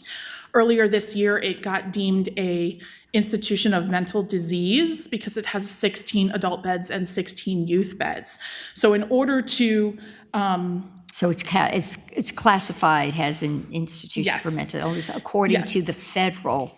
Yes, according to the federal. So in order to regulations. move forward with the Crisis Receiving Center in line with the Governor's Crisis Now policies, we need DMAS to ask for that submit an prohibition. 1115 waiver, which they have done, and then amend some of their regulations to allow the services to be offered in that care setting. Yes, I'm familiar with crisis stabilization centers. It was very helpful, maybe I'm being presumptuous. I was involved in Arlington's creation of the crisis stabilization center, so I'm aware that this is a barrier, and you have 16 beds for adults and 16 beds for adolescents, as I recall, and it is really a well-managed crisis stabilization center. So is anybody in opposition to this? Is anybody in favor? Madam You're Chair. in favor, okay, the Community Services Board's person, thank you for being in favor. Are you in favor? Absolutely. Okay, just give me your name and your, My name is Jennifer Fedora. I represent the operator of this to-be center when it opens, Okay. Connections Health Solutions. Good. And even with the waiver, it will still be an IMD. The Yes. waiver will allow it to operate. That's the correct. confusion frequently. So That's this allows us to do what we it's need just to do. removing the prohibition, that's not the Yes, title. this allows That's us to correct. do what we need to do. Thank you. Madam Good. Chair, Senator Sudovine, I think I had somebody, is there someone from DMAS here? did you want to come forward? Ariel McAloon with Fairfax County, and we support it as encouraging crisis stabilization expansion in the community. Glad to see you again. And Senator Suderline had a question for a DMAS representative.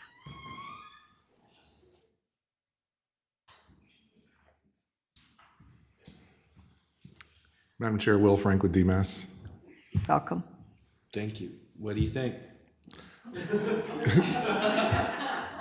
We have no position on this, but this does align with the 1115 SMI waiver that we're working on. And so I think the amendment that had been discussed would put that in It will help with the usage of more psych beds. So they like it? They like it, they can't say. It's not a problem. It's not a problem.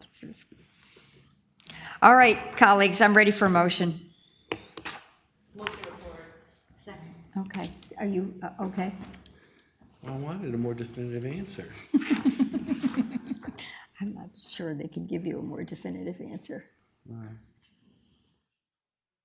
Again, this is, they're asking for it in our usual waiver process, so Senate Finance and Appropriations sees all the waiver requests. Madam Chair, I'm under the impression that the administration has submitted the waiver already Yeah, to CMS. I think they So have. this very much in lines. We are working, Prince William County, CSBs, and the Board of Supervisors has been working very well with DMAS and the administration to solve this problem expeditiously. Okay, a motion was made. Motion was made and seconded. Will the clerk please call the roll? Senator Favola, Aye. Senator Suderline, Yes. Senator Bagby, Aye by proxy. Senator Aird, Aye. Senator Durant, Yes. ayes 5, no 0. Excellent. Thank you very much. Thank you. Okay. We're carefully getting through our agenda. Okay, Senator Durant, I think you're next, and then I'm last. I will be absolutely last. Senator Durant has 2, yeah. Okay. Public preference, Madam Chair, committee members. We do 1439. Is that your preference to go? I have no preference, if you. How about, can you do 1328? Of course, yeah. Okay, thank you. Just whatever was on top. Okay, so we've got Senate Bill 1328 is Medicaid waiver employer of record. Do you have a substitute you want us Yes, to ma'am. adopt? Second. Okay. Thank you. And All those in favor signify by saying aye. Aye. Substitutes before us. yes. Okay, so the Commonwealth's Consumer Directed Services Program Employer of Record, EOR, holds the employer identification number, enabling taxation and payment for caregivers. Each OR change occurring approximately 700 times annually for one fiscal employer agent requires issuing a new EIN, creating tax administrative burdens. So this bill offers a practical solution to streamline this process while empowering the individuals. The Consumer Directed Services Program, it's quite vital. I think a lot of us are familiar with it, allowing individuals with disabilities to live in their community of choice and control over their long-term services and supports. It prioritizes individuals by placing them at the center of decision-making, improving service delivery, and supporting quality person-centered care. The current challenges with this employer of record framework is that each Medicaid member can designate only one employer of record at a time, and the employer of record holds the employer identification number, which establishes that taxation entity to track and tax the employer earnings. It's required for hiring caregivers and for processing the caregiver payments. An ER change requires applying and issuing a new EIN from the ERS, leading to a lot of administrative costs and compliance challenges and payment disruptions. I'm pretty familiar with this. Yeah, I thought. Yeah, Senator Suderline and I worked on something similar last year. Do you remember Senator Suderline? Mm-hmm. Yeah. So you're asking for the the family member who is providing the care to be the employee of record, Yes. but another person would be doing all the paperwork, which is the way we currently do it now. I think this would facilitate home care. It would. Family members Absolutely. who are home care Yeah. workers. Yes, absolutely. So it Didn't will mean to turn simplify that that process and give them that flexibility they need and protect the vulnerable individuals by enables delegation of your duties to a trusted representative when needed. And then, of course, reducing those costs when you're trying to get compliance administration. So I do think this. DMAS, if they, Mr. Frank or a representative from DMAS. Conceptually, I think this committee is in the place where we want to make it easier for loved ones to care for a family member that may need 24/7 care. And we do understand that there are federal rules and all that. So have you seen this bill and do you have a position on it? We do not have a position, but Nicole Martin here can answer any technical questions anybody has. Nicole, is this a reasonable request, waiver request? Yes, it is. This occurs this way in other states where the individual receiving services actually serves as their own employer, and they can get support from someone else to help with some of those administrative tasks. And that's exactly what she's asking for here. Okay. Is anybody in opposition to this? Seeing none? Okay. I would like a motion on the substitute. Recommend report. There you go. Okay. Motion has been made and seconded to report the substitute. Will the clerk call the roll? Senator Favola? Aye. Senator Suderline? Yes. Senator Bagby? Aye by proxy. Senator Aird? Aye. Senator Durant? Aye. Okay. Ayes Sen- 5, no 0. Thank you. Senator Durant, you have another bill. Let's do this. So we've got Senate Bill 1439, psychiatric bed registry. And I think there is also, yes, two? A substitute, sorry. Second. All those in favor signify by saying aye. Aye. Substitutes before us. This is Senate Bill 1439. Okay. So, Madam Chair, member of the committee, Virginia Code 37.2 requires the development and implementation of acute psychiatric bed registry. And DBHDS is responsible for the development of the web-based platform and has contracted with a private vendor to develop the bed registry. DBHDS developed the Virginia Crisis Connect VCC platform that streamlines the referral process for community services boards, RCSBs, and the private state hospitals for individuals in need of involuntary psychiatric inpatient hospitalization. Currently, that VCC platform only provides data on involuntary inpatient psychiatric admissions. So therefore, the data is incomplete in the VCC platform, and data extracted will need to be supplemented from other sources.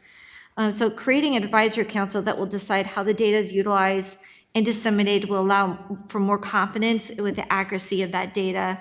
The council would work to set guidelines on how reports would be configured and what data would be available on the dashboards. The advisory council will be in partnership with DBHS, the Hospital and Healthcare Association and Private Hospital Systems, Virginia Association of Community Services Board, and the CSBs. Similar language for an advisory council is found in the code under the EDCC Smart Chart and All Payer Claims Database.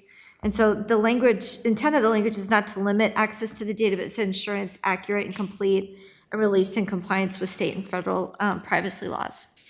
I have a question. I sit on the Behavioral Health Commission, and we periodically are updated. Yeah. On the bed registry, and it's the first thing we cover, isn't it? The psych bed registry, yeah. And there's always this debate about whether we should revise it or change it because it's a point in time, and then when a user needs to look for a bed, sometimes the information is old, and so I'm not sure where we are on all of this. Is this an administration bill? It is not an administration bill, but we worked. There's some folks here that who are from. I do have questions. A little bit more Do you about have a it. question? Yeah. Okay. Hello. Good evening, Madam Chair, members of the subcommittee. My name is Christine Shine with the Virginia Hospital and Healthcare Association.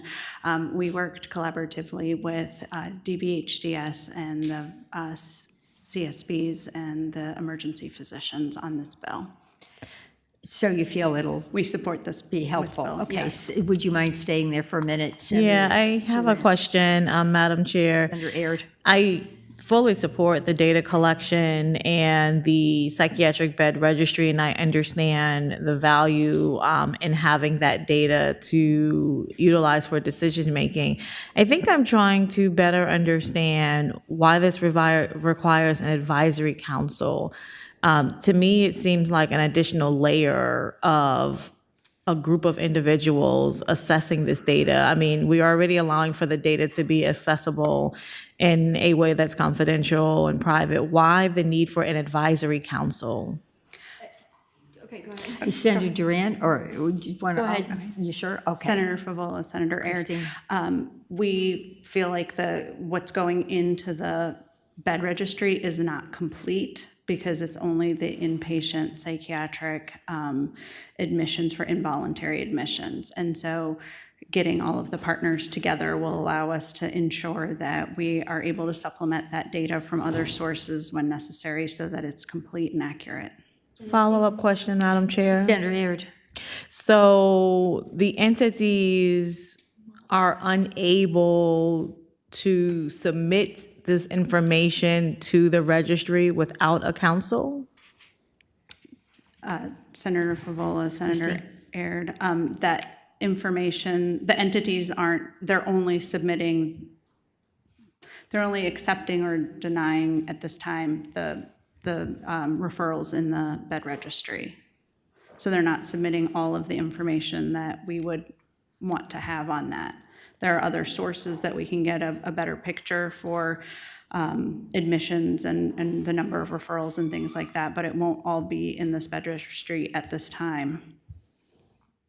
But the council would have access to sort of aggregate data, which may help guide future questions that are put into the future data requests? Just Senator Durant. sorry, Madam Chair, I think that it is the crux of the first conversations we have in the Behavioral Health Council is we're trying to get this data and I mean, since I've been on for. You've on the behavior, yeah, we've been talking about this for we a have while. every time when we go into this commission, our commission meetings, it's the first line in the agenda, and it's been, I just feel like we've been spinning our wheels on this subject since I've been in. Is somebody here from the administration who could speak to this, either DBHDS or?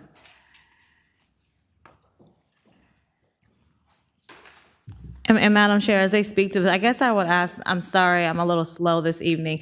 I guess I'm not understanding, are individuals refusing to submit this data, to offer this data up? I guess I'm just trying to better understand if there's a need for increasing the data that's being collected. Certainly, let's do that. I'm not understanding why they need to be in a formal council in order for them to submit the data that we're now missing. Seems strange. Senator Favola and Senator Aird, they're not submitting, it's not a data collection, it's not a database. It's just a platform for referring. The CSBs will refer patients that need a bed for the psychiatric inpatient hospitalization. So was it the patients that, go ahead. And so that's the only data that's in there. It's not necessarily a database where we're submitting additional information in there. Madam Chair. But I thought I heard having these individuals around the table will ensure that additional data that's missing will be included. Senator Favola and Senator Aird, it will be, but it will have to come from other sources. So not even the individuals on the council?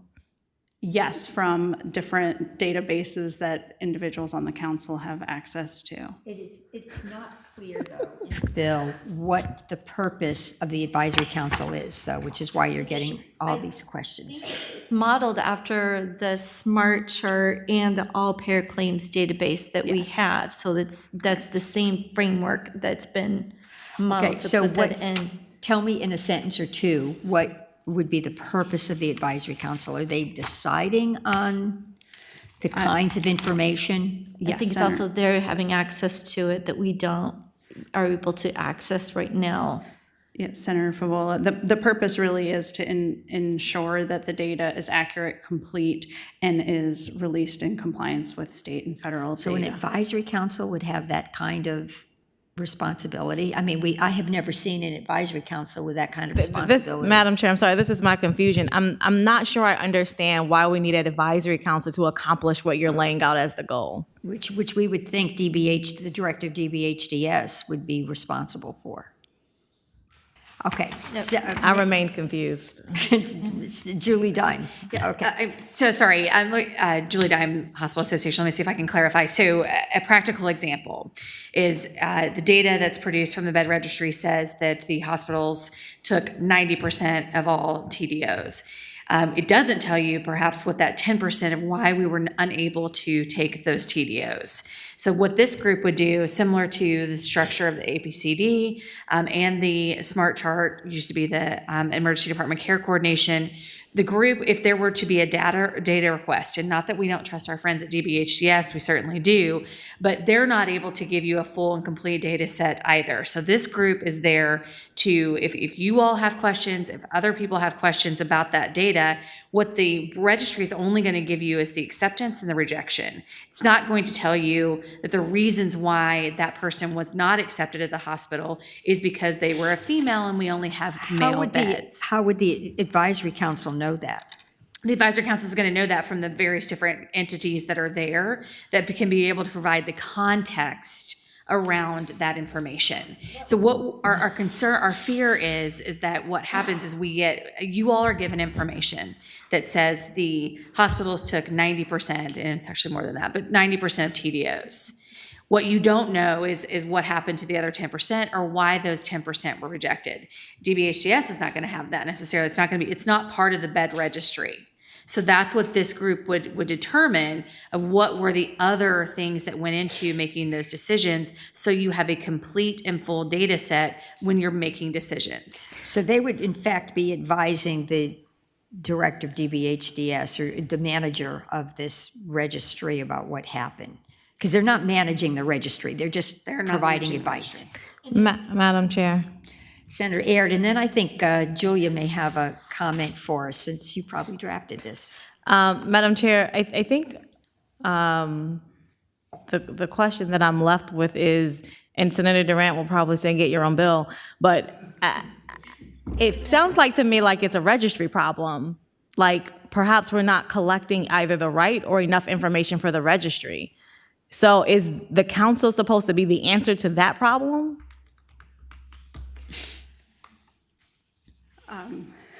Senator Favola, Senator Aird, it's not that it's not collecting enough information. It's just that's currently all that is required is involuntary inpatient hospitalizations. So clarifying question, Madam Chair. Senator Aird. So if the registry required additional information to be included as part of the registry, will there still be a need for this council? Senator Favola, Senator Aird, potentially, yes. No further questions. Okay, let me see what General Counsel. Madam Chair. Yes. It was mentioned more than once that this was sort of, in terms of structure, modeled in a similar way as the Smart Chart Network program and the advisory council there. So it might be helpful at least to understand how these are supposed to function if I just briefly refer to the Smart Chart Network program in section 32.1-372 of the code. So that code section directs the commissioner to enter into a contract with a third party to create the Smart Chart Network program. Right. That is for connecting healthcare providers and facilitating real-time communication and collaboration and coordination of care. And then it has the third party with which the commissioner contracts to establish this program have this advisory council. They're renaming an existing advisory council into a Smart Chart Network Program Advisory Council that consists of a variety of representatives, slightly different from the ones on this advisory council, but it says that this advisory council is established for the purpose of advising the commissioner and the third-party contractor regarding the establishment and operation of the program, changes to the program, outcome measures for the program, and to ensure that information is shared throughout the Commonwealth, and to continue to improve care coordination in accordance with the purpose for which the Smart Chart program is established. I will just say, and I don't know if this is a bad idea, but what it looks like is this advisory council is being put together to help with the management of the bed registry. And maybe that's a good idea, maybe it's a bad idea, but it's an odd model. I mean, an advisory council to help with the management of a registry that would normally be clearly an administrative function. Christine, go ahead. Am I wrong? You don't have to. You don't have to put it as simply as I did. Sure. I think Senator Favola, I think the bed registry, the advisory council can also help to inform what data might be needed in the future. Right, so that's going on to me. That's sort of a management and input. I mean, I don't think this does any harm. I am not convinced it's going to do everything you want. I think you're trying to fix something that maybe we have to start all over again. But you're in the world you're in, so that's why we're looking at this. Yeah. What is your preference, committee members? If considering how much that has been put into those and their subject matter knowledge, and they can see it, I think from where they sit in the day-to-day operation, I know there's been a lot of thought into this is how we're going to get what the feedback we're giving us. We don't have it, and they've constructed it. So I think I would respectfully ask that we do pass this into full committee and have some continued discussions if there's to give a better understanding of why the advisory council is being modeled after the other Smart Chart and the data collection and who sits on it, why they're able to access that information that we have missing. Again, I don't think it's going to do any harm. I'm not convinced it's the answer to having the bed registry be an efficient, timely tool, which is where we want to end up. So I think folks are just trying all different things to see if we can get marginal improvements. I will support the bill, but I would really like, and I guess we can always have the Behavioral Health Commission report to us on how well this is doing. When is the effective date? Is July 1? So the advisory council would be called together July 1, 2025? I mean, there's no other date here. Yeah, Senator Favola, there would not need to be a... I'm sorry. There's no reporting. No, there is no reporting. Do you want a... No, I'm not sworn to it, so it doesn't matter. I'm not gonna do that. Well, we can always get a report from the Behavioral Health Commission. Of course. Yeah. So, all right, Senator Durand moves and Senator Suderline seconds that Senate Bill 1439 be reported to the committee and as an amendment in the nature of a substitute. Will the clerk call the roll? Senator Favola? Aye. Senator Suderline? Yes. Senator Bagby? Abstain. Senator Bagby abstains by proxy. Senator Aird? No. Senator Durant? Yes. Ayes 3, 1 no, 1 abstention. Okay. It's the best we could do. One last, and it's from the chair, and I will be, mine is very simple. Gosh. No. Senator Favola. Oh, thank you. I was going to ask you to chair the meeting. Thank you, thank you. Move to Senate Bill 819. It's all this bill does is it really sort of codifies what should be best practice. Do you have amendments or a substitute, Senator Chairman? I do. Thank you, I do. Would you like to, I have some line amendments. Move the line amendments. So moved. It's been moved and properly seconded. The amendments are properly before us. Okay, thank you. So what the amendment does is it ensures that a healthcare provider or a community service evaluator at the time an individual who is under an emergency custody order or TDO is about to be released, that the provider considers, and it would be voluntary outpatient service, outpatient treatment programs. That's all it does. The amendment actually removes any responsibility from having to go to the magistrate, because that was not the intent. This would be for individuals who are about to be discharged. We're trying to ensure that a best practice related to discharging patients actually takes place, and we're trying to ensure that individuals who had been in an acute care setting are actually sort of given the opportunity, or consideration is given, so they can continue their treatment in an outpatient setting. Are there any questions for Senator Favola? Julia, did I describe it properly? Yes, Madam Chair, you described it perfectly. I'm a little tired, so I wanted to make And sure. Madam Chairwoman, do you have anyone here to speak in favor of the bill? Nope. I didn't ask anybody to come. I didn't realize it'd be on at 7 o'clock. Is there anyone present in opposition to the bill? What is the pleasure of the committee? Second. It's been moved and properly seconded. Can we take the vote, please? Senator Favola, Aye. Senator Suederline, Yes. Senator Bagby, Aye. By proxy. Senator Aird, Aye. Senator Durant. Aye. Ayes 5, no 0. Madam Chair, that bill is recommended to the full committee. Thank you.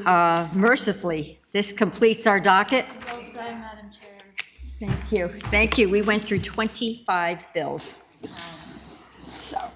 How do we end up with that? The Senate of Virginia.